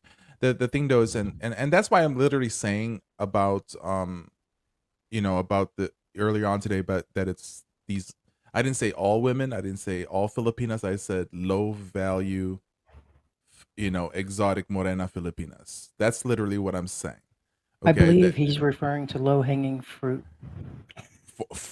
No, I'm not even talking about the low-hanging fruit. I'm talking about the fruit that rotten and fell already. Oh, dang. Okay, let's. I get called that 3 times a week as a Western expat. Yeah, let's just put that out there, because the thing though is, it's like, these girls nowadays over there is like load for a cell phone. It's like pasa load. It's like, hey, listen, I need some of that, and then the foreigner's like, let me pass the load to you. Click, click, click. There you go. They're passing these girls around, right? These girls know it. These girls are playing through these guys, and the guys are enjoying it. But then at the same time as they're hating it once their territory got taken over by somebody else. They're pissing on the same people all the time. And I don't get that. Why do you think, so this is what they're saying about it. I'm not even going to use the name between what's going on. But then, because people are now starting to say their own. Here's my thing. Mark doesn't want people. Is hating that people are gossiping about him, yet he then throws out gossip himself. Yeah. Okay? That doesn't make any sense to me. Like, you can't whine about it if you are then dishing out gossip itself. Yeah, don't dish it out. Yeah. And just like what he did was, he said, he shared the email that he said Justin sent him. Okay. Yeah, I told George that. I said, "Did you look inside?" And he actually copied all of that. Yeah. Yeah. Why is it in your description? Why didn't you copy and paste? Right? Why didn't you do a screenshot of your email showing that that's the email? Right. He's smart enough to know how to be able to edit, to be able to show that. Why didn't Right. he do that? Now, he may have it. It might be the true thing, but it just very is sus to me that you copy and paste it on the description. If you're going to show receipts the right way, and then, but in the end, the fun part about here is the transactional relationship that we're seeing happening. It's, like I said, it's entertainment at the expense of other people Always doing said it. stupid things. Mhm. And the most important thing, that when people don't want, like, a lot of people that don't want to show this, that, stop talking about it, more than likely is a higher percentile that they're projecting that they are doing the same exact thing. Right? Yep. And at the very same time, as there's just going to be more and more people coming in to Dumaguete, more and more these foreigners coming into ground zero. And then that does what? It then literally competition goes up for the guys.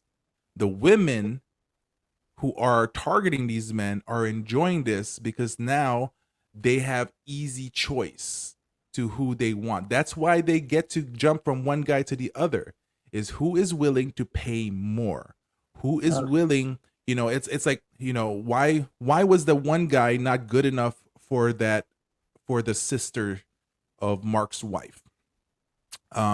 Maybe because he was not willing to pay the deposit of 40. It's like leasing a car, put a low deposit of 4,500 and your payment is only 170 a month. Wow. Yeah. Okay. So do you know what's going to happen the next 5-10 years? There's not going to be enough women. And what a lot of guys don't understand, what goes on in Dumaguete, most of these girls are not from Dumaguete. No. That's what people need to understand. Most of these girls are from surrounding towns, but not from the city of Dumaguete. The reason why is the ones in the true far majority of Filipinas in Dumaguete, they don't want to be criticized like this. They don't want their families knowing that they're hanging out at ground zero or whatever it is.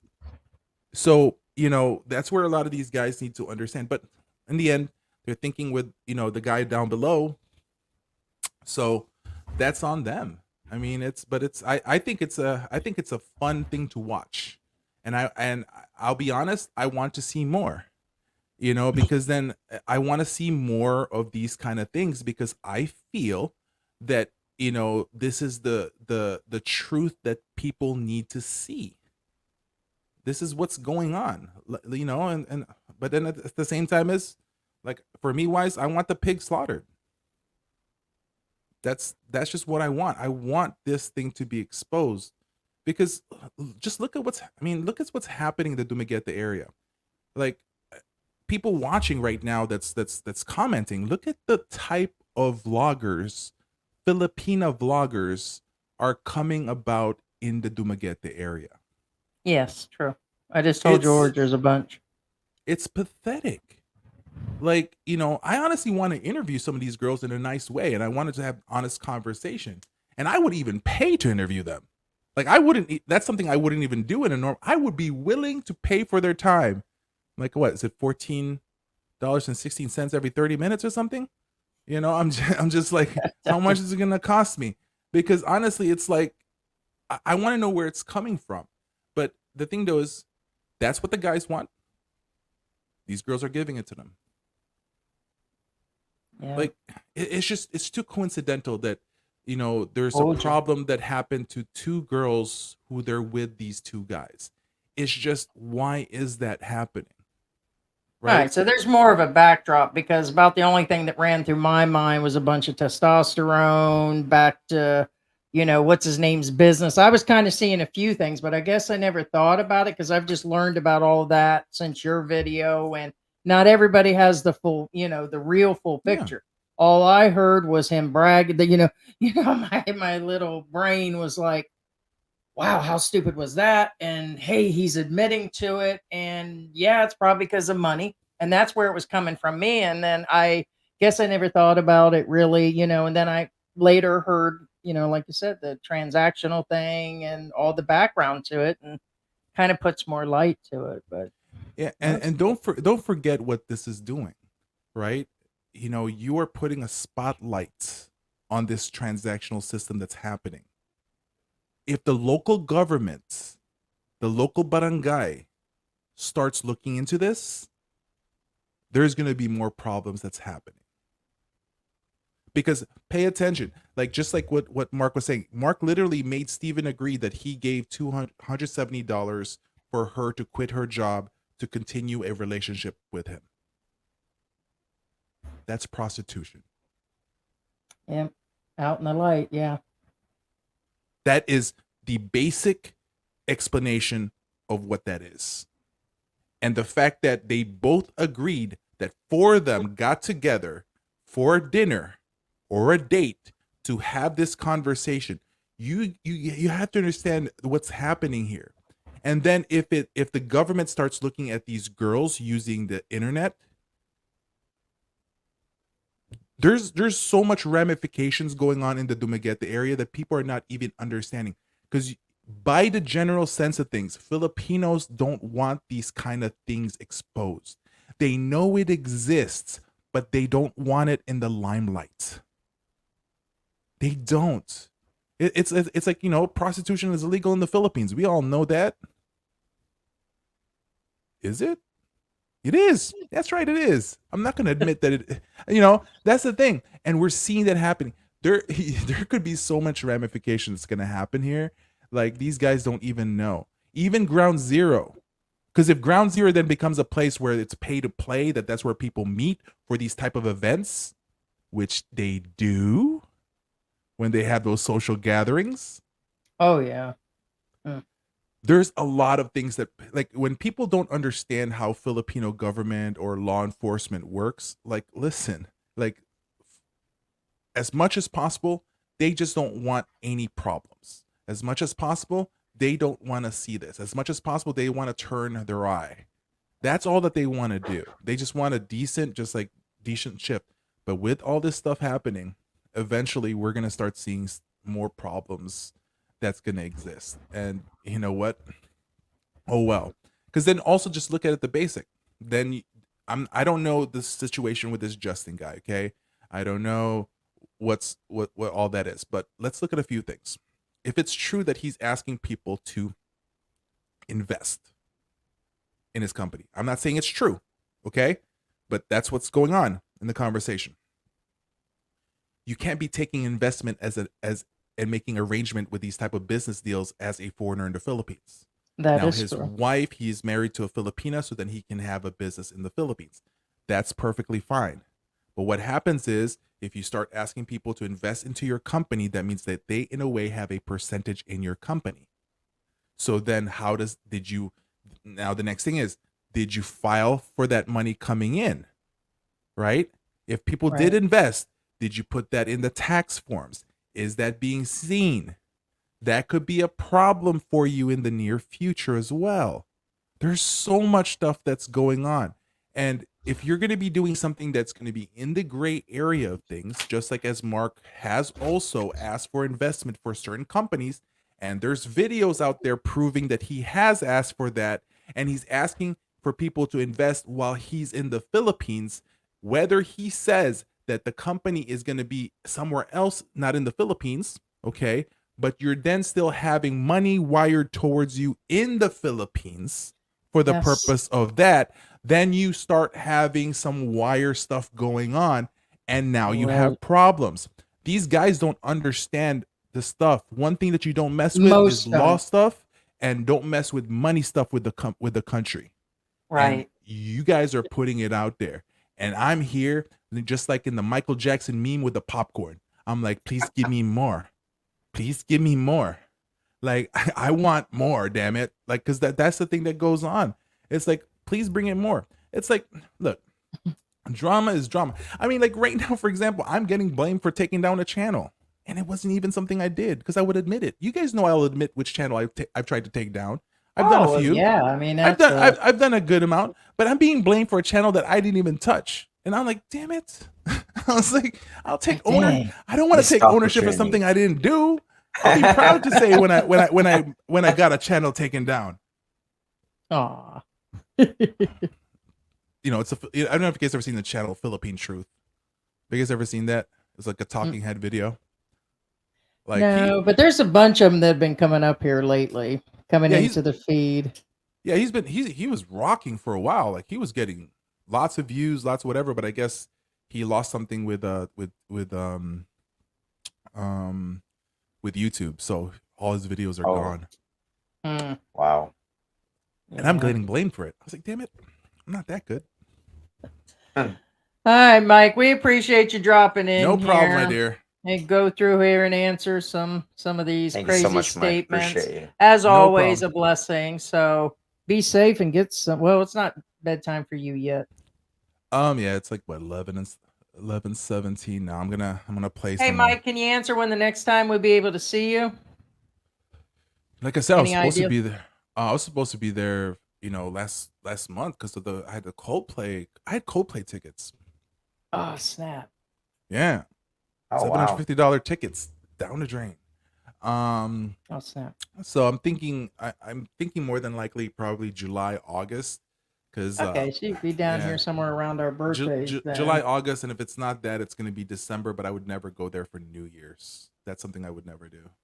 I refuse. George's 50th birthday's in July, so mid-July. That is awesome. Over the hill. Oh, over the hill. Yeah, I need some. I need like one thing I'll do is when I get there, I'm gonna get myself a 5-hour straight massage, not the bad massages, guys. Okay, I'm talking about the good massage. Like get some like a couple blind people massaging me for 5 hours. Oh, those guys. Well, they have them everywhere. Like when we was up at the NBI getting my stuff for the 13A again, it was they didn't have the blind guys in there before, but this time it was blind guys. They have blind guys that check out the pretty girls that walk by. That was the weird thing for me. I said, George, is them guys actually? And I said, George, they're staring at me, George, because those are not. And then he said, yeah, they actually are. I said, they must see my big ass silhouette or something. But it's like, I know they must be like blind in a quarter part of their eye because they were watching. I know they got texting apps, but they weren't even being led around by anybody. It's just crazy. They have that smile. They're like this. Yeah, he's like, he's smiling at me.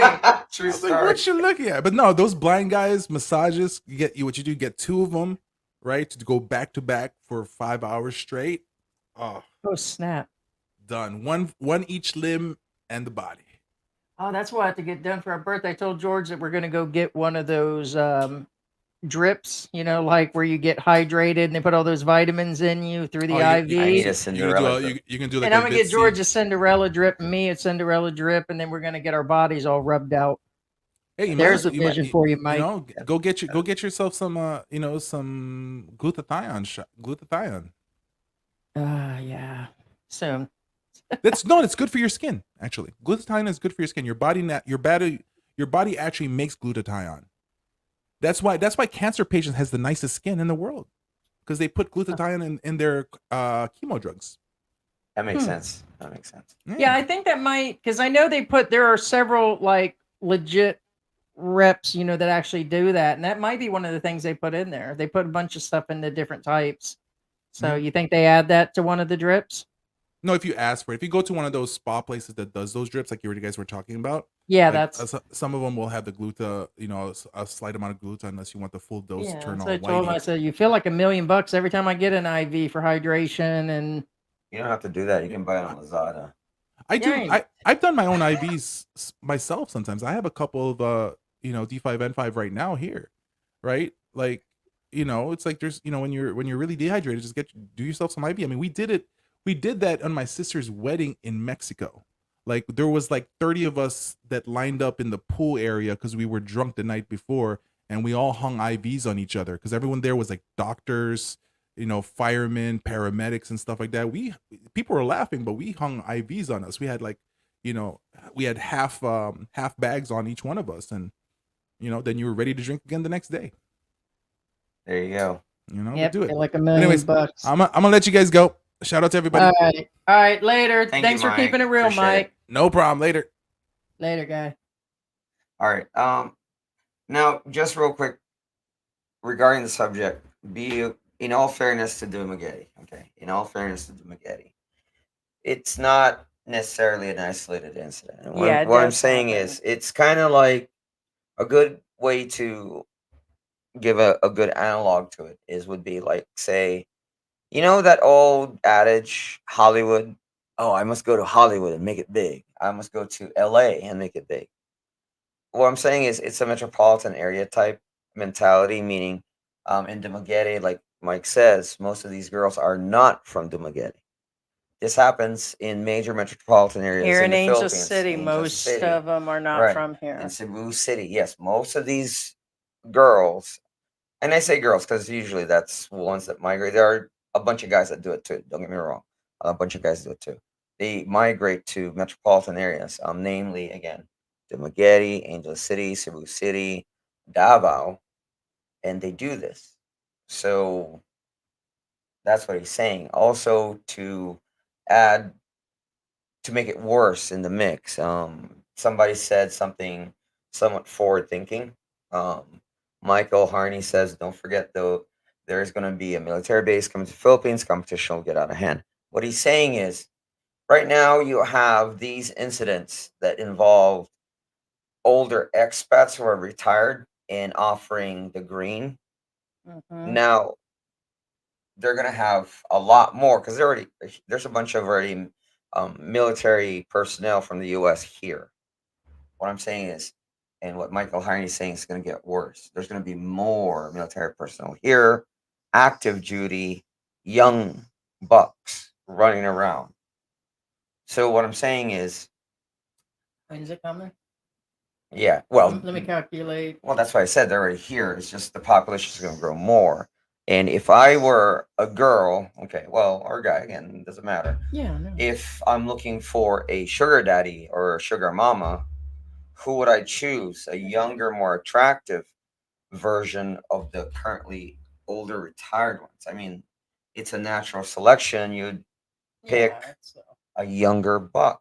You know what I'm saying?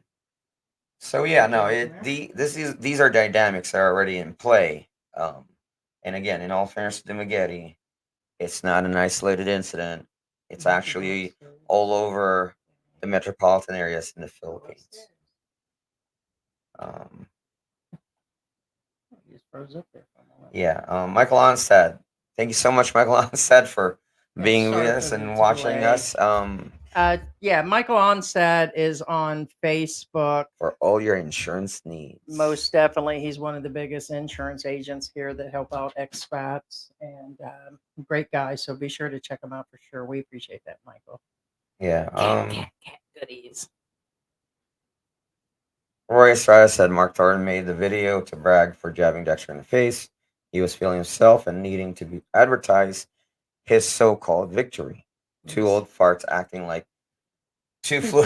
Oh my gosh, that's classic. That's Robin Williams. No, who is it?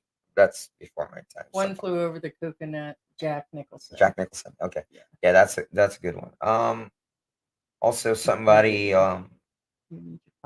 now again, Dr. Emmett Brown says, I'd ask you to step outside for less. These guys throw 3 punches and one winded, no one getting hurt. Now, be aware, okay. Reality is the real fights is not what you see in movies. I've been in a lot of fights. I'm not bragging about it, but I am a fighter, meaning, again, like I said, I'm actually was an instructor in the U.S. But what I'm saying is real fights it's not like UFC. I'm talking about real fights, not cage matches, not boxing. Real fights happen in less than 10 seconds. 2, 3 punches thrown, 1 punch thrown, the end. Real fights happen that way. It's not like the movies where they like literally roll. You know what I mean. If there's a good long fight, then it's odds are these are fighters fighting each other, not regular people. Hold on.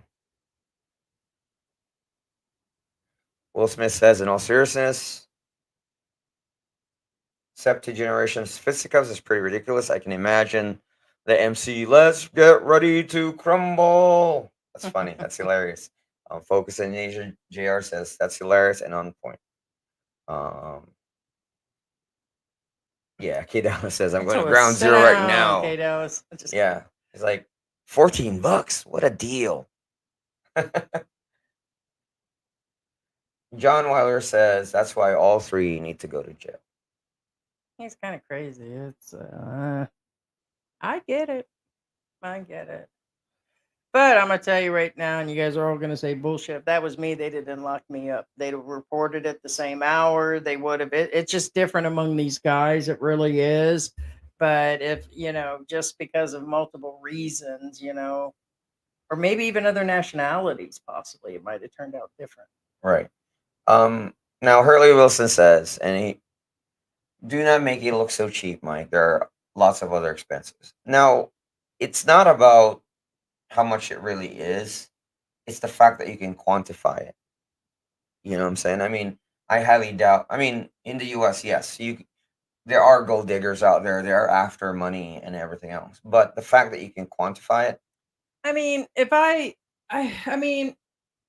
I can't really speak that it really is, but I always joke with George, and it's really mostly a joke. But if it was that cheap, we'd have been able to find besides it being harder to find a decent housekeeper, if that's how cheap a lot of the women were, it'd also be a lot easier to get a housekeeper. Now, whether she can clean and cook and do all of that to help out the household and stuff might be one thing. Because remember, we talked about that. I said, would it just be cheaper to bring in somebody like that versus... And there's been jokes from other channels and other places about that, but it's not... I don't know. I don't think maybe it is that easy. I'm not exactly out there looking for poutine, Well, no. The point being is the fact I think it's like that in a lot of, like, Mexico was all there. Right, but point is I mean, it's still cheap. Russia, yeah. You know what I mean? No, that's true. Yeah, it's so cheap. I get it.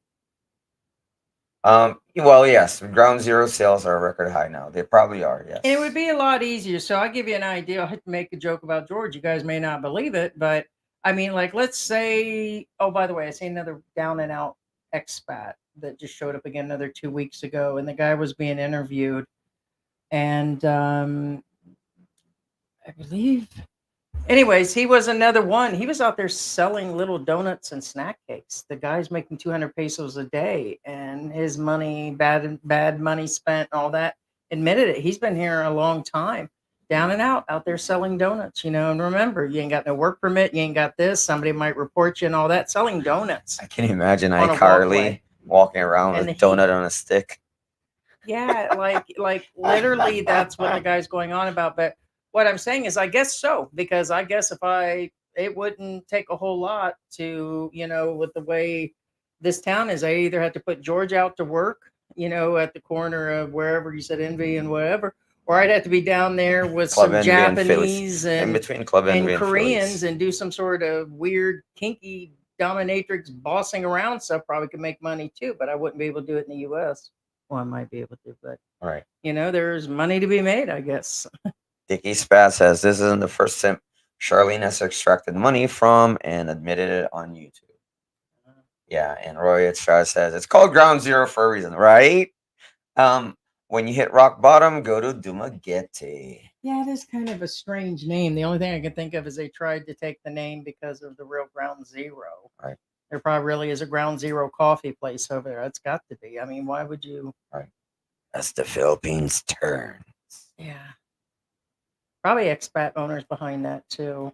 Oh, yeah. And as we've always said, guys, another lesson when it comes to business taxes, YouTubing, money, who's watching you, the government watching you, get all your ducks in an order, because I tell vloggers all the time, where are you paying your taxes? Where are you filing it? How are you doing it? Are they watching you? Is somebody reporting you? All that stuff kind of comes hand in hand, like Mike talking about the investors and where the money's coming in and the transactions or who might actually report you, you know. Right. And Another expat, another Filipino. correct. And as Tony Manning says, everybody loves to watch a train wreck. I think so. It's proven it time and time again on our channel and other channels. Crap. Right. Roy Star says, have World Zoom and Mark meet at ground zero. And I give 3-2 ads on World Zoom. Yeah. Dang. Right. Dang. I like to hear from World Zoom. He probably doesn't want to hear from us, but I like to hear his thought on this if he's Caldwell. in the house. Yeah. Yep. Hurley says, you mean deflation. It was 170 monthly and plus the initial 4,500. There you go.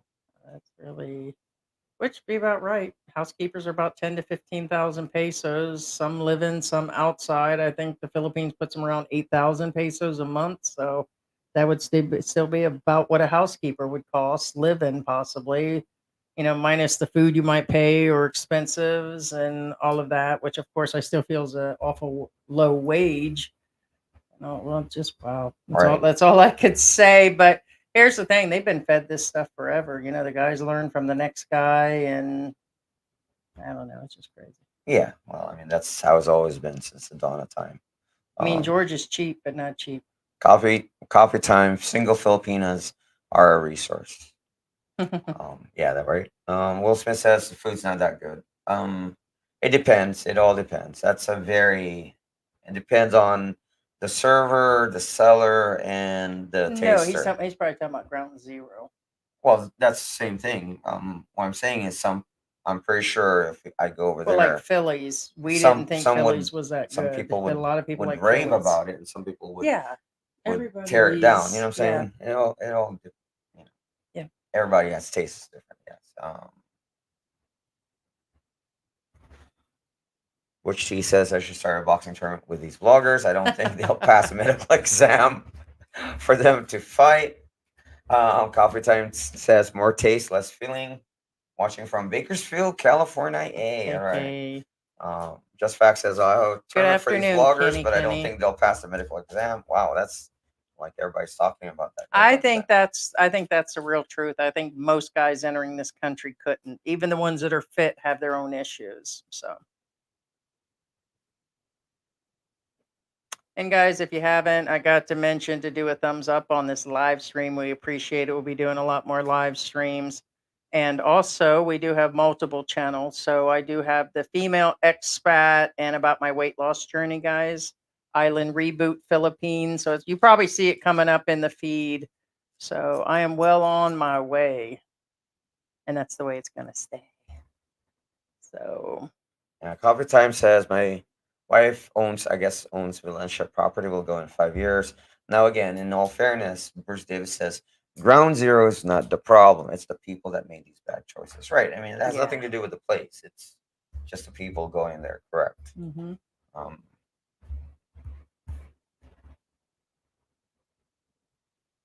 What's up, D-Man? Yeah, D-Man says grown-ass men fighting is ridiculous. Yes, and yeah, no, we agree.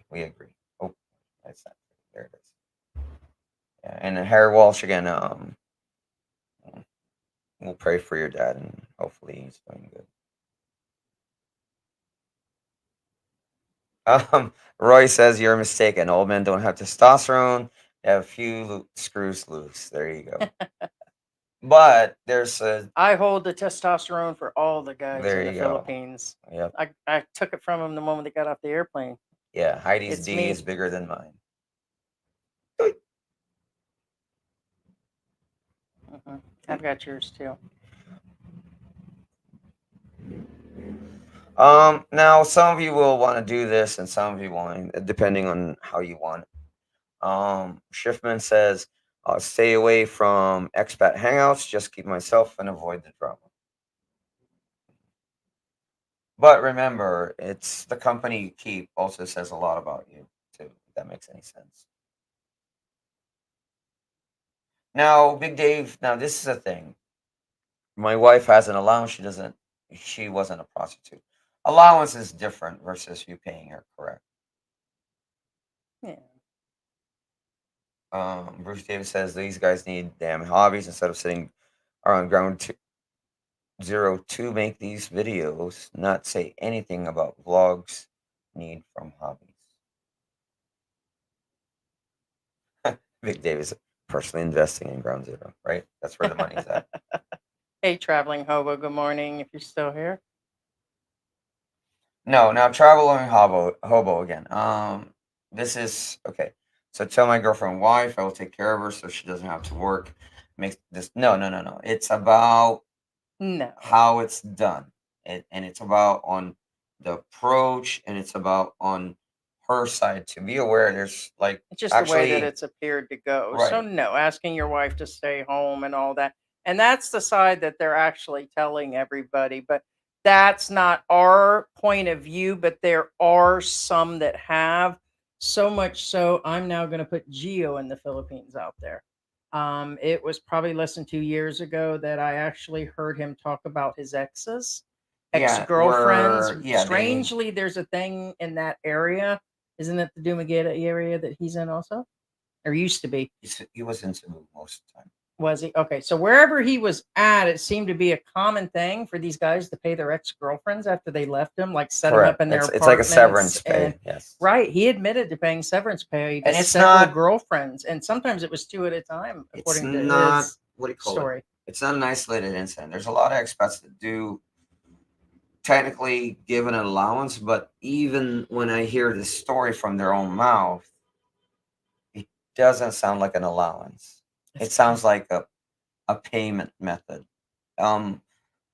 It's one of those things that I think he wants to move on to the next woman is basically what I was getting from it, and he kind of felt bad about leaving the last one behind. He kind of told his own story, so all I can tell you is go check out Geo's channel oh because yeah, he used to that's talk about Geo. the But like I said, it's how when the expat talks, um, when they talk to us, because we talk to a lot of expats, it's the wording and everything. You're like, this doesn't feel right. This feels too transactional. That's why they use the word transaction, because it feels too transactional. It feels detached. It feels like a payment. It doesn't feel like an allowance. Right. Yeah. Um And thank you, Sarah. Sarah further down said, "Heidi, you look great. Ground Zero is a real coffee shop." Yeah, it yeah, actually thank you so is. much, Right. Sarah. Thank you so much, Scott. Thank you so much, Ted, again, for giving those nice compliments. Unfortunately, they're kind of got drowned out because there's a lot of people active right now. Yeah, and thank you.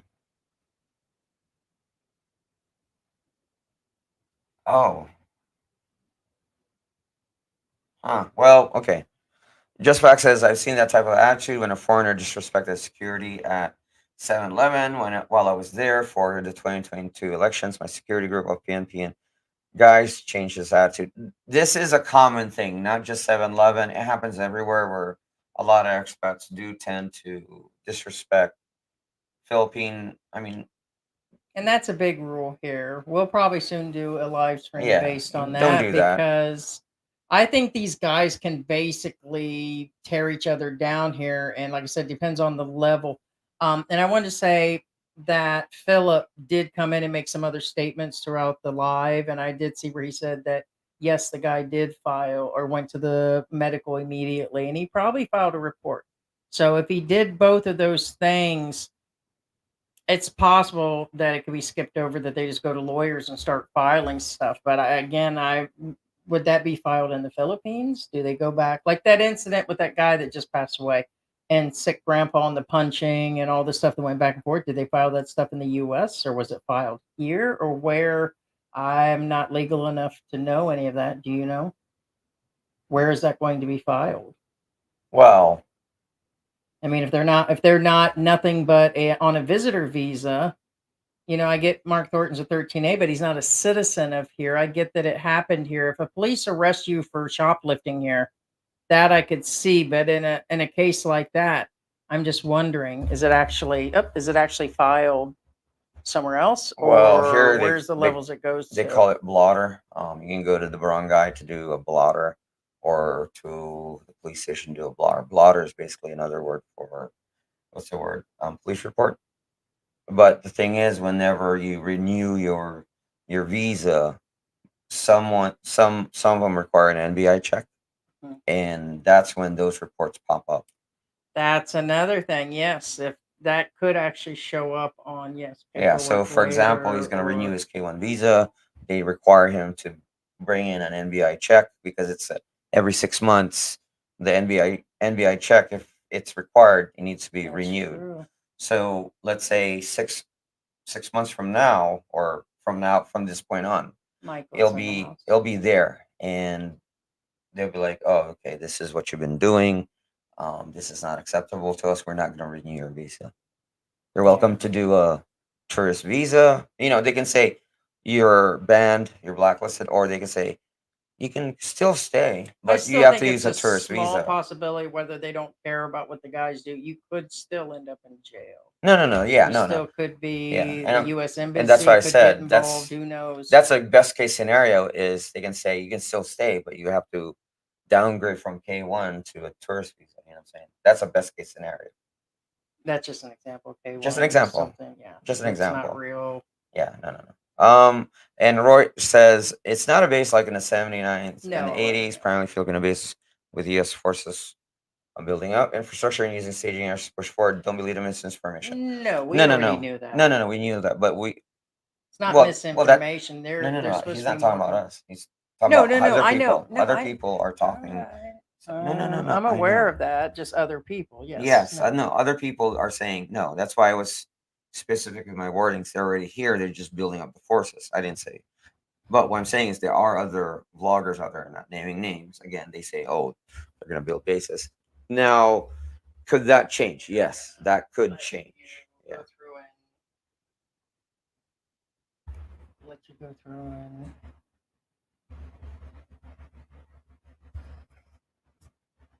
Oh, hey, Ruby, how you doing?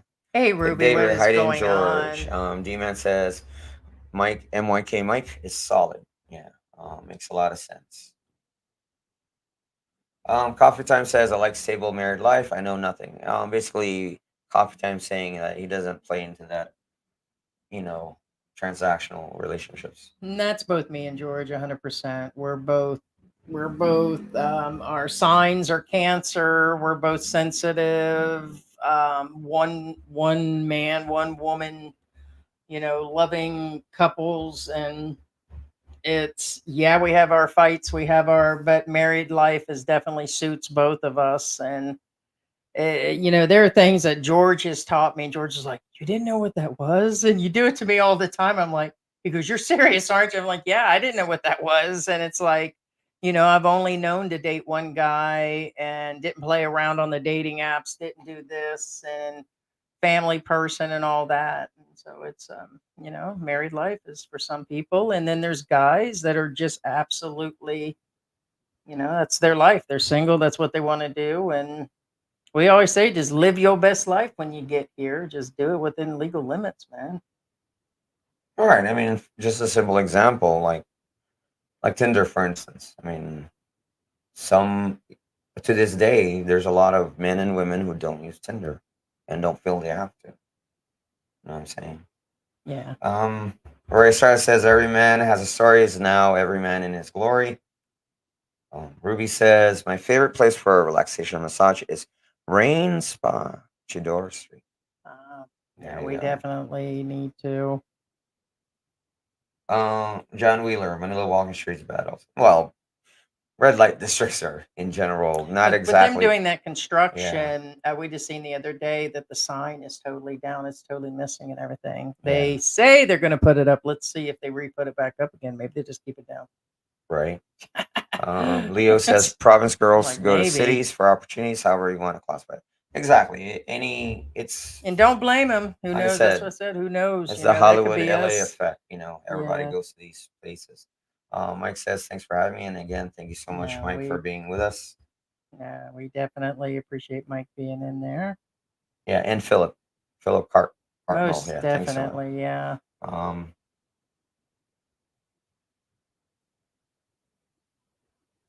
The Hobgoblin. Is he still in there, Dickie? What's his name still in the jail? The guy that I showed you. I don't even know the guy's name. the one that I showed you, but he was there. And yeah, is he still in there? They call him the Hobgoblins. I pretty much, sadly, that's what I know his name by. George knows I'm bad with names, but that struck a, but is he still in there, like waiting to get out or be deported, or what's up? Right. Which T says, good show tonight, guys. Bruce Davis says, I'll eat my popcorn and enjoy the foolishness of old man. There you go. Right. And again, just to remind everybody, it's Valentine's Day. Happy Valentine's Day, guys. We'll be releasing a video. I released one today of the market. We already released the video a few days ago on the other channel, the individual channel, and the we have our little Valentine's thing, and we'll release that Friday. All right, coffee time. Hey, Balut John is in the house still. Yeah, coffee time. I'm Balut John. 911. Oh, 911. I think that's what you meant. 911. Yeah, Ground Zero. yeah, that's what I was saying. I wonder if it's after the other Ground Zero, and is there a coffee shop over there? Possibly there is. Oh, that's right. And Mr. Saab Suckset is in the house. He didn't do his hello because I know he did. him. Yeah. Oh, he did it too. Well, I saw Scott saying hello for Mr. Saab. Oh, okay. Yeah. I was in Cebu last week and I ran into several young foreigners who only have enough money to travel here. Some of them are backpackers. A lot of backpackers. Yeah, a lot guys. of backpackers. I don't see him as a threat to a foreigner with a no. Backpackers again, they don't tend if they can. The ones that are well off to do backpackers, they can only afford it on a very short timeline. And the ones that do live here for a lot of the vloggers are timeline, just in and out, some of the younger ones. Yeah. Then you have the ones. Now, here's the other thing that will affect. They're still working on that. What do they call that? That other visa where they'll be working at home. Huh? You're talking about digital nomads? The digital nomad. Sorry, it didn't come to mind when he said that. The digital nomad visas. That isn't 100% in effect. They've been talking about it. It's supposed to be sometime at the first this year. Could happen any day. Once they issue those 1 year or 2 years at a time, that will bring in a different type of money. There could be people sitting here at 50, 60, 80, 90, 100,000 versus just the pensioners that are here. For sure. Once those digital nomads come in, that's also going to throw a monkey wrench in their little game they got going on here. Right. Yeah. Yeah, because that'll definitely be a different level. Because, like George said, it doesn't matter, what level the Philippine is at. Low hanging fruit that's at the top of the tree, whatever fruit. According to him, okay, those are the rotten fruit. Where am I at? Huh? You're gold, buddy. You're my gold. I'm not even a fruit tree. I'm that whole damn cow. All right. And the milk, guys. Michael, but no, it's just no, it's going to bring a different level to the game for sure, along with any additional military men that show up, and God knows what World War III stuff is coming up. Or and speaking of low hanging fruit, I'm not saying that what Coffee Time has. Now, Coffee Time says my wife has been in the U.S. for 9 years. Now, this is very important to note because not patting myself in the back. I've been in the U.S. for 27 years. I did say was. But what I'm saying is, these are the Filipinos who don't need you. Which means, what I'm saying is, they're not desperate. They don't. Very lucky. They're not going to be leeches, if that makes any sense. Yeah, like George is my everything. Here, and, so yeah, and he usually, makes his own money. He was the one with the business, several cars, and it was his family that got us a car at Christmas. I mean, a Christmas gift is a car from my family. Again, it's not always, and I just have the basics, but it's not always going to be everything. So yeah, I mean, it is for those of you again who are in a foreign country who are watching right now. The best Filipinos are the ones that are around you. Jim Alvear. You know what I'm saying? Michael Hines says, seems folks forget they're in a country that can and will deport you right fast if needed. Correct. They will. Oh, Jim Alvear is in the house. Hey, Jim. Sarah might have left. Right. No, I was just going to go get another coffee, so I'm actually kind of full of energy today. Philippine vlog. Hi, Marianne. Says hello, Heidi. Hello to you too. Kidding.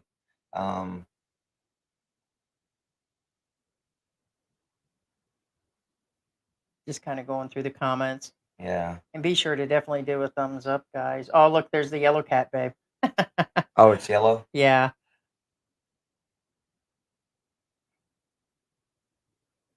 And guys, you are watching WWBK7.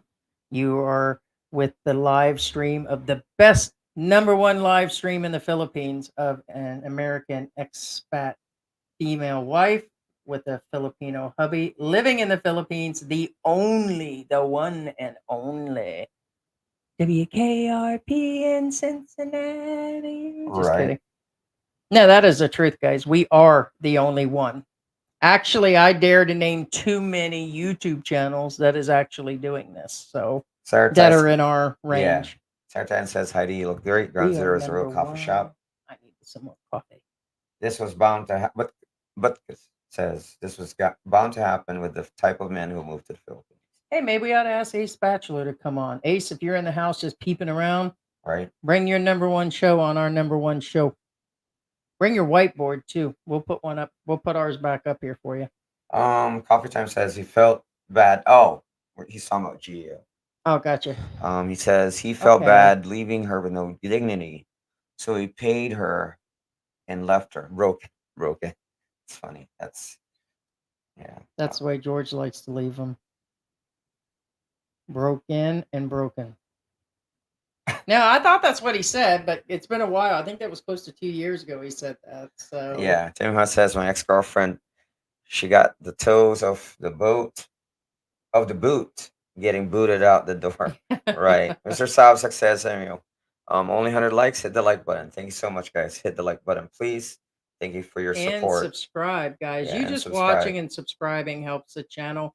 I want to reiterate about us being the #1 only type of live stream out here. Yeah, sometimes it appears one way or the other way, and you're going to get multiple sides. We plan to bring more guests on. We might even go back into the interviews ourselves. We might give it a Mark Thornton spin or whatever and do some more interviews. We used to do interviews, but we kind of slowed down on it. But I will let you guys know that we organically grow. Okay, some buy their views, some actually pay for their subscribers, they pay for people in their live streams. This is about as organic as it gets. And it's evident why we don't use thirst traps. We don't use thirst traps. You know, I'm not married to a thirst trap. George ain't married to a thirst trap. Well, I mean, what else can we say is we're just original and just, taking one day at a time with this channel. So organically grown. Right. Like we're like double organic. You hear some that'll say you can organically grow your YouTube channel and you'll get natural subscribers and natural views and we'll put people into your live stream. I'm like, that's still not organic. That's still breaking the YouTube rules. And there's a lot that do it here and in the US. So very organically grown. It actually shows. We gain about 100 people a month. So naturally. Right. So, but we do appreciate every single one of you guys. Yeah, Michael Velasquez in the house. Good afternoon, guys. Just Fact says that's correct. Blotter is a police report in the Philippines. Yeah. When you hear Filipinos say blatter mo, that's a sign that somebody's gonna get in trouble. It means. Is that like your hair blocked? It means file a police report. I'm gonna file a police report against your hairdo And today. talking about again, it's a bad representation of not just your nationality. Here's the thing, and Kenny says, no, sorry, I had to pause with the name because I'm not sure if it's a pun or not. Because that means something in the Philippines. Americans behaving badly in foreign countries, there's a name for that. It's called the ugly American. There's I put air quotes on that, the ugly American, because here's the thing. In the Philippines, if you're Caucasian, you're always American. Pretty much. You know what I'm saying? British, they call them Americans. You know what I'm saying? Australians, if the accent isn't too heavy, they call them Americans. And you're right, because a lot of them will ask me regardless. It's like, well, why wouldn't they think that I'm American? Yeah. But they say, are you American? If you're and I'm German like, and you speak English, you're an American. Yeah. Yeah. So what I'm saying is it's already bad enough that, Americans behave badly. If any other nationality that's Caucasian that misbehave, it's a bad representation of Americans. Again, I'm not picking on anybody or anything like that. No, It's just the way the people are. Coffee Time says, I hit the thumbs up. Thank you so much for your support. Oh, Big Dave says Mark should ask Ricky Drama for his lawyer's number. right. Oh, Ricky Drama, our sick grandpa, was here the other day. It was funny. I don't know if he's still hanging out in town. He's actually subscribed to our channel, so it's kind of odd, but not odd. Everyman has a history. That Jim Elvire says new channel name. Everyman is history. Night, roomies. Right. Sarah said good night, Sarah. Yeah, it's getting late for some of you guys. Some of you, it's just starting up.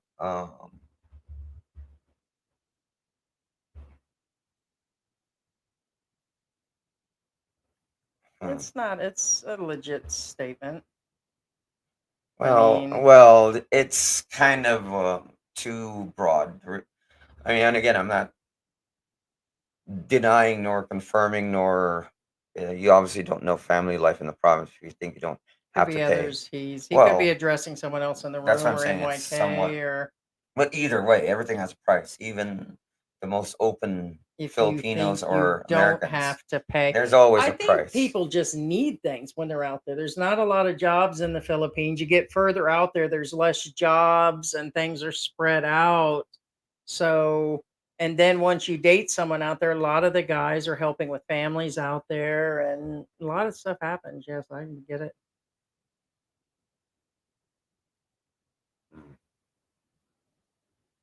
What was that? Michael Harney says that's what she said. Organic growth. It's funny. WCVLA, shouldn't expats be worried of falsely being accused? Wait a minute. I mean, is that what he's saying? You ever been there? It's also USA, no visa needed. Oh, he's talking about another island and stuff. Okay, I thought he was saying something about you being in the US. Was that what was going on? I mean, you've been. Oh no. Well, that's the thing. It has nothing to do here. Looking great, guys. I'm going to Northern Mariana Islands, Saipan. Try it. It's not as cheap as the Philippines. I mean, I don't know anything about the place. All I know is the history that Saipan is a very prominent port during the trade route era, meaning the Spanish Armada thing. That Saipan is like the main port for China and Spanish galleons and stuff, whatever. That's all I know about that place. There's not as cheap as the Philippines, but cheaper than mainland USA. Less drama. Have you been there? It's also USA. In Americans basically saying you don't need a visa to go there. Oh, it's the same thing. Gotcha. Neither of us. Right. No. I just couldn't, like I said, I haven't been there and I don't know much about it nowadays. I mean, I know the history, but not nowadays. Oh, thank you for asking, Robert Deem. How's Gusty getting along with his bike? He's actually doing great. I was actually worried for a long time. He disappeared. And then, ironically, after I told Heidi, like, I wonder what happened to Gusty. I haven't seen him. Literally the next day when I went out, I met up with him by accident. So he's doing good. His feet are doing better. He's still at it. He said he did tried to visit us, but couldn't locate our house. But there's WCV. It's okay to put his comment on. It just says, shouldn't expats be worried? I put that up, yeah. Oh, did you put that up? Yeah, I put that up. But no.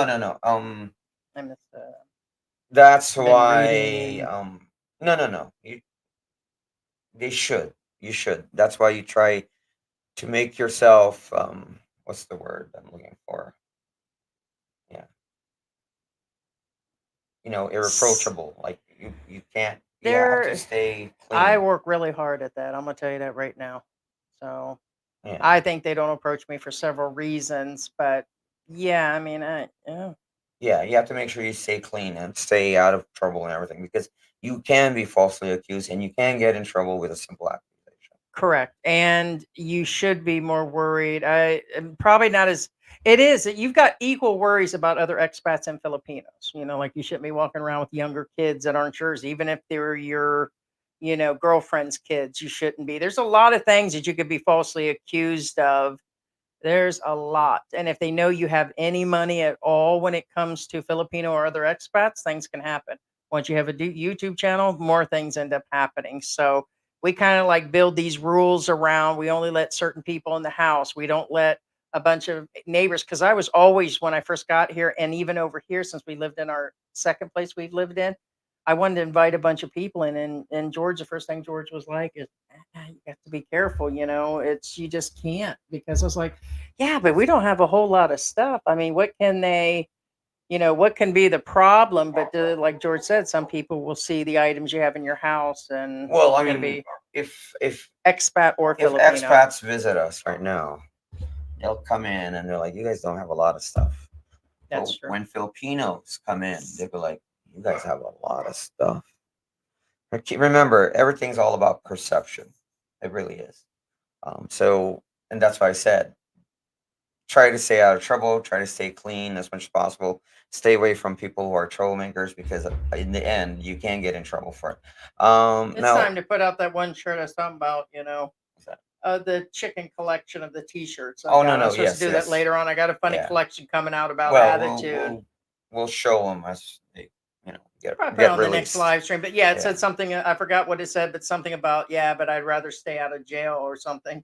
It's like I like to give you my opinion right Yeah, now. we have but shirts and mugs and bags. Yes. Michael Harney says, cat's sitting right here making me now itch. here's a good example. I help my LDR with $40 a month. Key point is $40 a month. Yeah. She works 6 days a week at a pizza place. Now, first Nothing wrong off, with that for sure. for the most part, most jobs here pay squat. Okay. But you have to see also that he says $40 a month. And the reason why I keep saying $40 a month, there's a lot of expats that shove out 1,000 here, 2,000 here, 4,000 on a monthly basis, and they think that, guys, you don't have to do that. See, he said $40 a month, so that's $10 a week. You know what I'm saying? It's a supplemental. It's just helping somebody out, not buying them per se, if that makes any sense. Bruce Dave says, make your dream come true. Go to Ground Zero, get a cup of coffee, meet expats, and buy the girl of your dreams from Cussing Mart. Oh, jeez. Calvin says, hi, you What's two. up? Been a while. Been working here a lot. Nice to see you two again. That's why we like doing these different hours, and we might actually do that. I think the next month we might do more live streams in regards to things that are going on like this, and get back into some of our old roots there. Hey, Mr. Sob Sucks, what's Mr. up? Sob Sucks. You Oh, gave us thank an you idea, so much. and we will today. Oh, so that's the one thing I can eat is actually chicken. Might have to go get some bok choy. They walk up and down the vendors here by our house, and they actually sell vegetables and different things.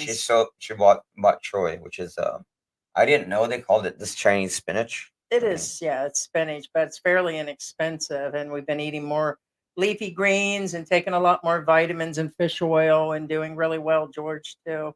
So, but thank you. Yeah, thank you.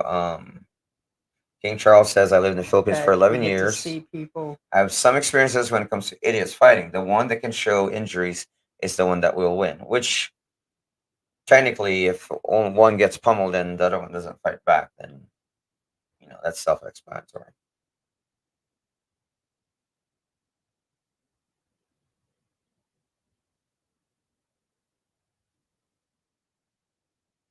Pug says, lots of Philippine OFWs there as well. 5-hour flight from the Philippines. Oh, you're talking about Saipan. Yeah, maybe. Gotcha. New hot expat destination. Who knows, when I make it there, maybe you guys can fly and visit me. That's a thought. That's a thought.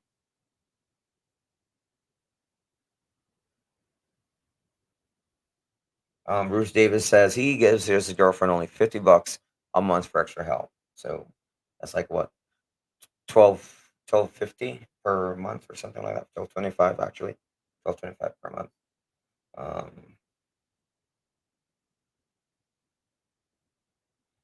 Pug says if I fly into Dumaguete, Ground Zero is the last place I'm going to. Right? Stay out of trouble. Well, and me and George try to. It kind of ruins it for us when a bunch of vloggers and expats have been to one place. We do get a lot of requests to go here, go there, go there. And when the place was locked down, we used to go to some, and then we said, I don't know. And then that would be one. That would be the last place I would go, was where everybody sits around. Like, there's several bars and that Ground Zero that everybody goes to. I don't want to go frequent there just because that's where it is. And then sometimes I'm like, wow, look at all the expats going just there. I want to immerse myself in Filipino culture. Like, there's a restaurant. I want to go to that one that had all the, like how we head to the mall and there's that place that sits off to the right side where all the bamboo furniture is. And we've seen it. We've been wanting to stop there, and they said there was really some good, authentic food there. I'm talking about Kamayan. I think it is. So I want more of the authentic things and to be around Filipinos. It's really nice to immerse yourself in the culture. I'm learning more of the language, and every day I'm kind of proud of myself, because if you'd asked me 2 years ago, I'd have been like, "Oh my God, I'm never going to adjust. Where's the nearest Burger King?" And that was probably true, but I'm getting better. Bite me, George. Well, the nearest Burger King is probably the one on the interstate. No, babe. Did they remove the Burger King up on MacArthur Highway? Well, you'll hit Wendy's or that's a Wendy's, first. yeah. You hit Wendy's. But it is true though. I am changing. I mean, it takes, some people can adjust right in. This was one of the harder cultures, mostly because of the heat and I came from Florida, and we came from Mexico. We lived there for 6 months before we came here, Which is a good transition. Yes, there's a lot of things similar, and it's not that I haven't traveled outside the country before. This is nothing new, but there's a lot to adjust to. But if it wasn't for, George helping me and the nice people and different things, it'd have been a lot rougher. So, Yeah. but now I would say absolutely immerse yourself. That's the last place I would go, is straight down to Ground Zero, into areas.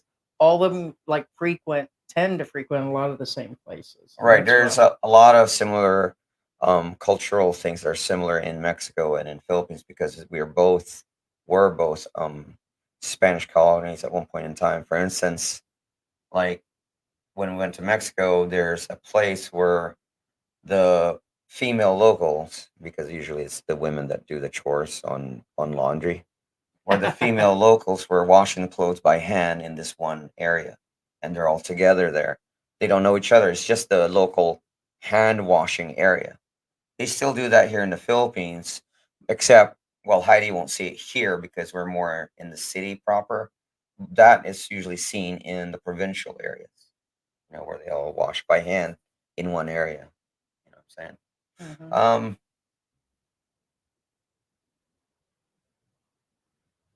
That song, "Love Will Keep Us Together," keeps going through my head.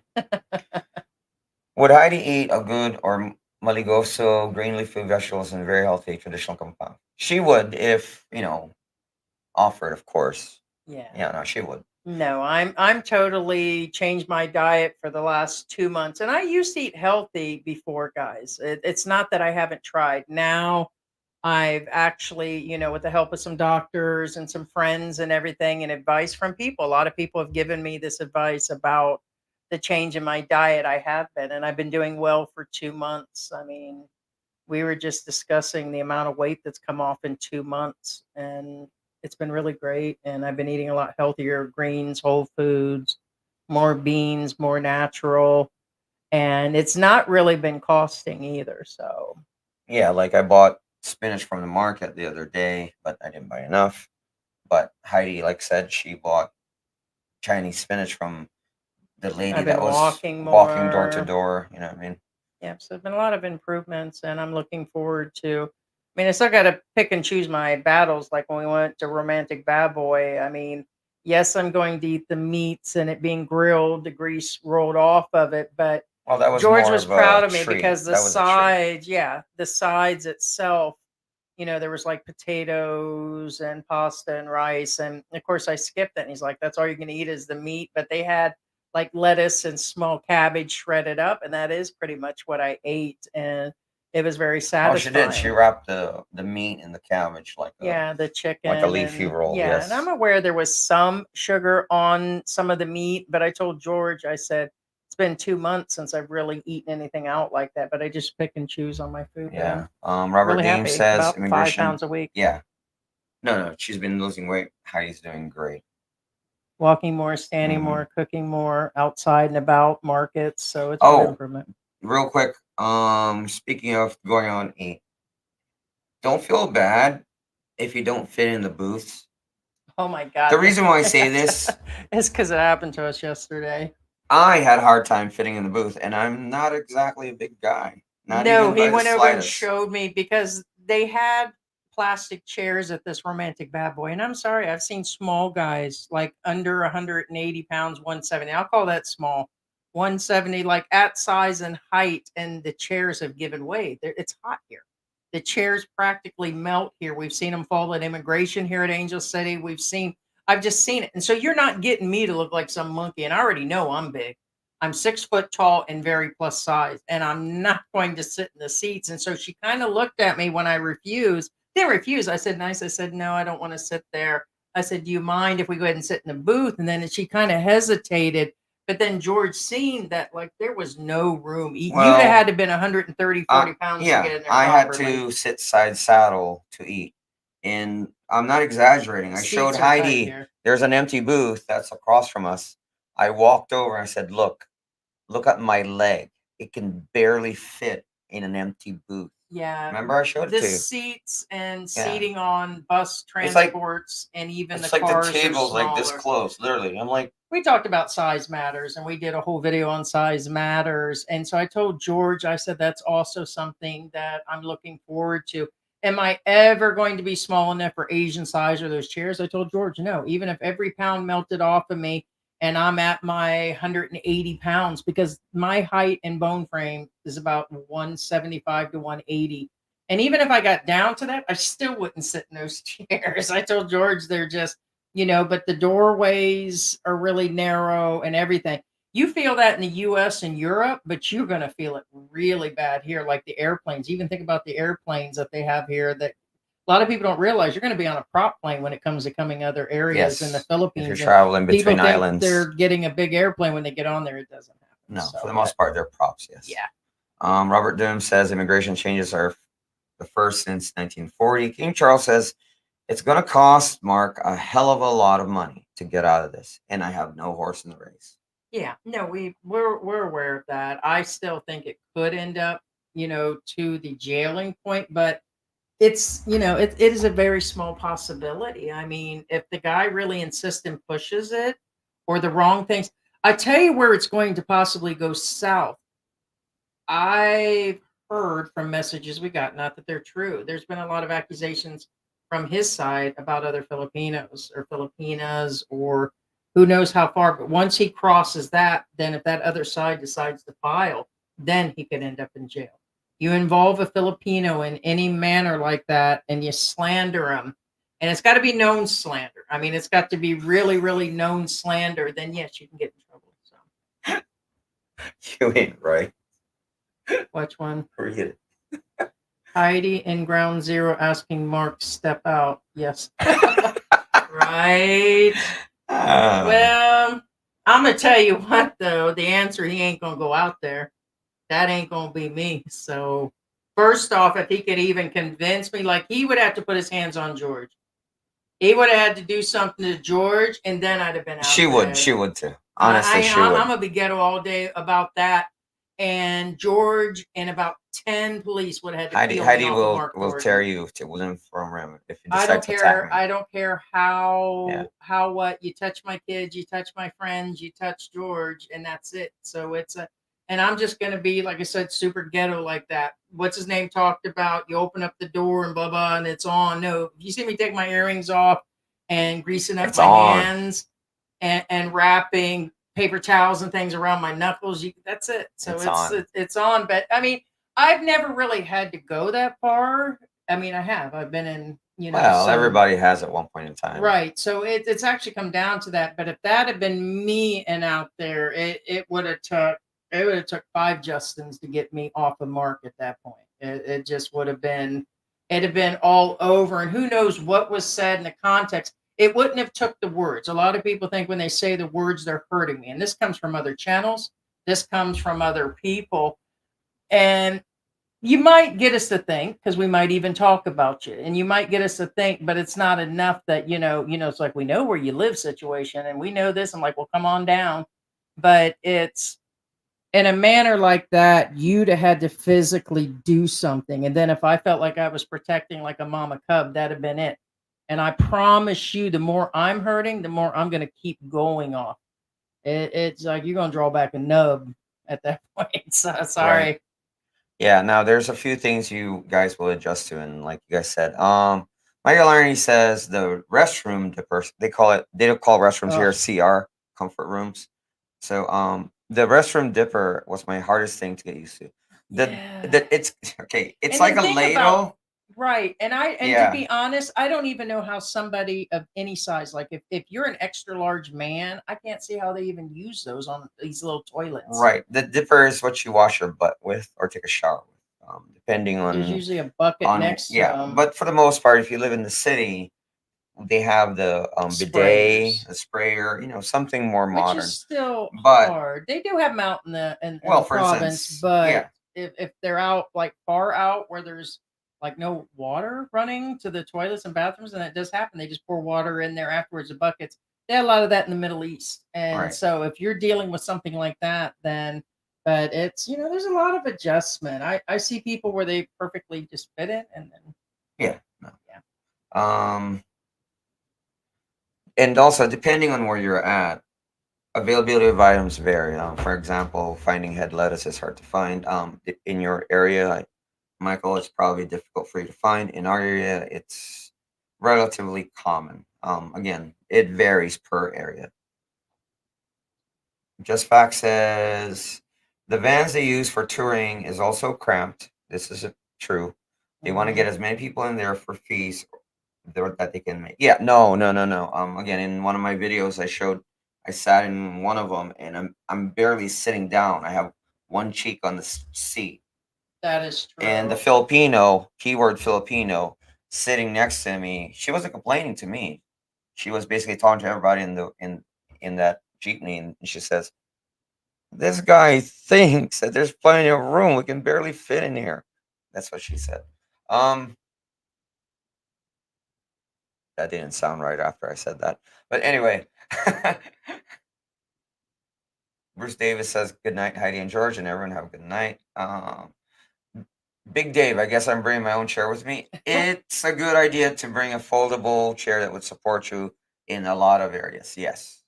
Or just be prepared to stand. And unfortunately, people over the age of 50, like me, small or big, they've got some sort of joint problems, balance problem. And George knows that it's like most of the seats in the malls and places and events you go to are going to be Immigration. They're plastic chairs. And they're not the heavy duty plastic ones like that was at Romantic Bad Boys. And we're still plastic, but they're not.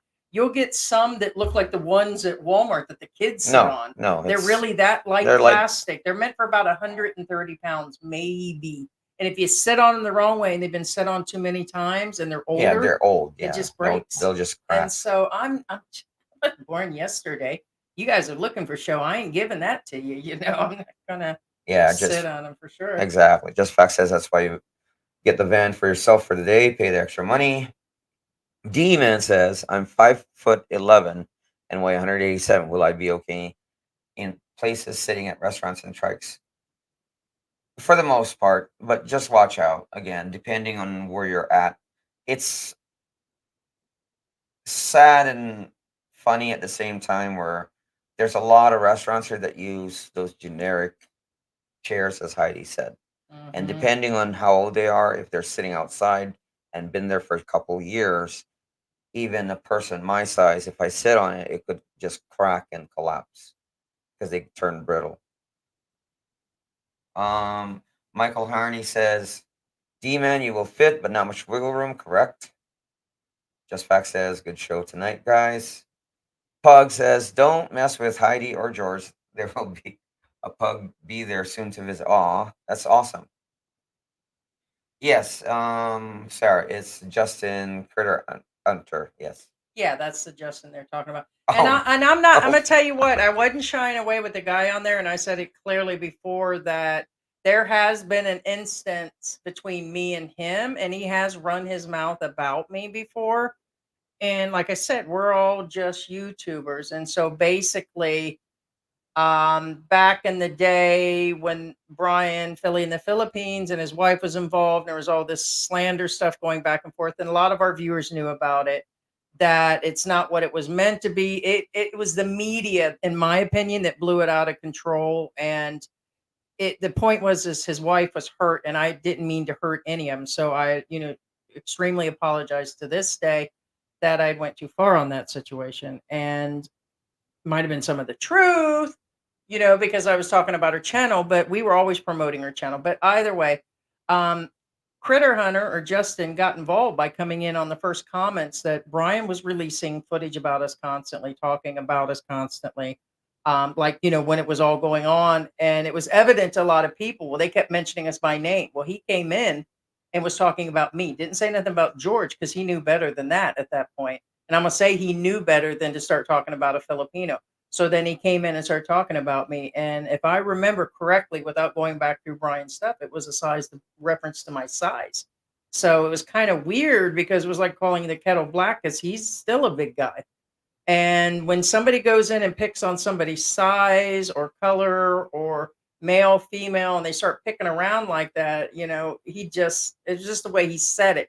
And I said clearly in our live yesterday, that's the only time I ever seen him as any sort of a problem. And even then, it really wasn't a problem. He just was having his words. Everybody has a right to their opinions. We all kind of do. So we all actually all do, just not kind of. So, right. but that's the only time. Yes, we're talking about Critter Hunter. So that's the one. And honestly, when Mark Thornton started talking, I was like, is he talking about Justin? And it almost appeared like in the beginning, he was like all focused on Justin. Now, as I'm to understand from messages coming in and people, it does appear to be him and Justin. It's a thing that's turned into all these people, and it's kind of sprung off into a bunch of other things. I never thought about the woman situation. Yeah, Kind of. that's the other aspect of it. Yes. Mhm. Pug Hansford says, "I like the picture behind you, brother out thou." One That's of the our line. I favorite. mean, yeah. Yeah. I don't know how we got. I don't There's know. Back to the Future, Michael J. Fox. Yeah, I don't know how that got swung over that No, far. no, it's just the camera. You just have to just. Oh, it's well, but- and I started moving the table earlier, but yeah. Yeah, brother, that was one of my favorite movies. I can't tell you how many times I watched One it of in the the- movie theater. Yeah. In the movie theater, I've watched it so many times. One of my I don't even favorites, remember. yeah. Yeah. That my kids, his kids, we love that Yeah. actual I mean, movie. It's I one love of John them. Goodman in there. It's hilarious. I like John Yeah, Goodman, period. and then- It's It broke my heart that it wasn't actually George Clooney who sang, but it looked like it though. Yeah. With that, guys, thank you so much. We appreciate. We love you all.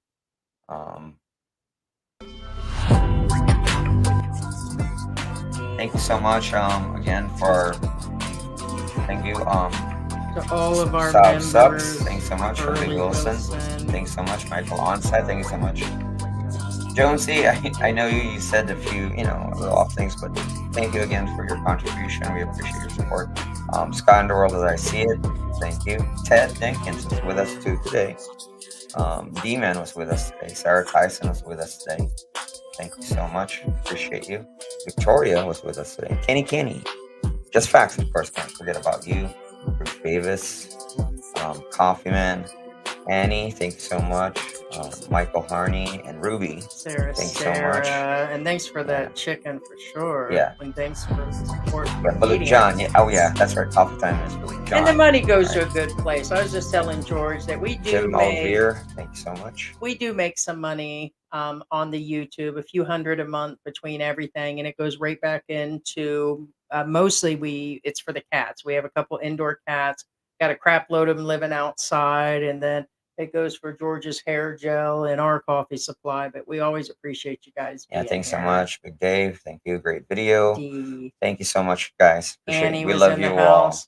Thank you, guys. Thank you. And we'll be back soon. Remember, we're the #1 live stream in the Philippines. American Expat Heidi, and And- Filipino George. We are the only ones Yeah. broadcasting. Have a very wonderful, happy Valentine's Day, guys. Let me just get I'm number one. And maybe, like I said, maybe we can get what's his name to come on there. I want to get the Right. number one vlogger in Angel City to come on. Yeah, Big Matt Boy, thank you. Oh, yeah, Tim Husk is with us. Peace out. Have a good night. Thank you. Peace out. Thank you, guys. We love you all. Thank you, guys. Bye. Bye.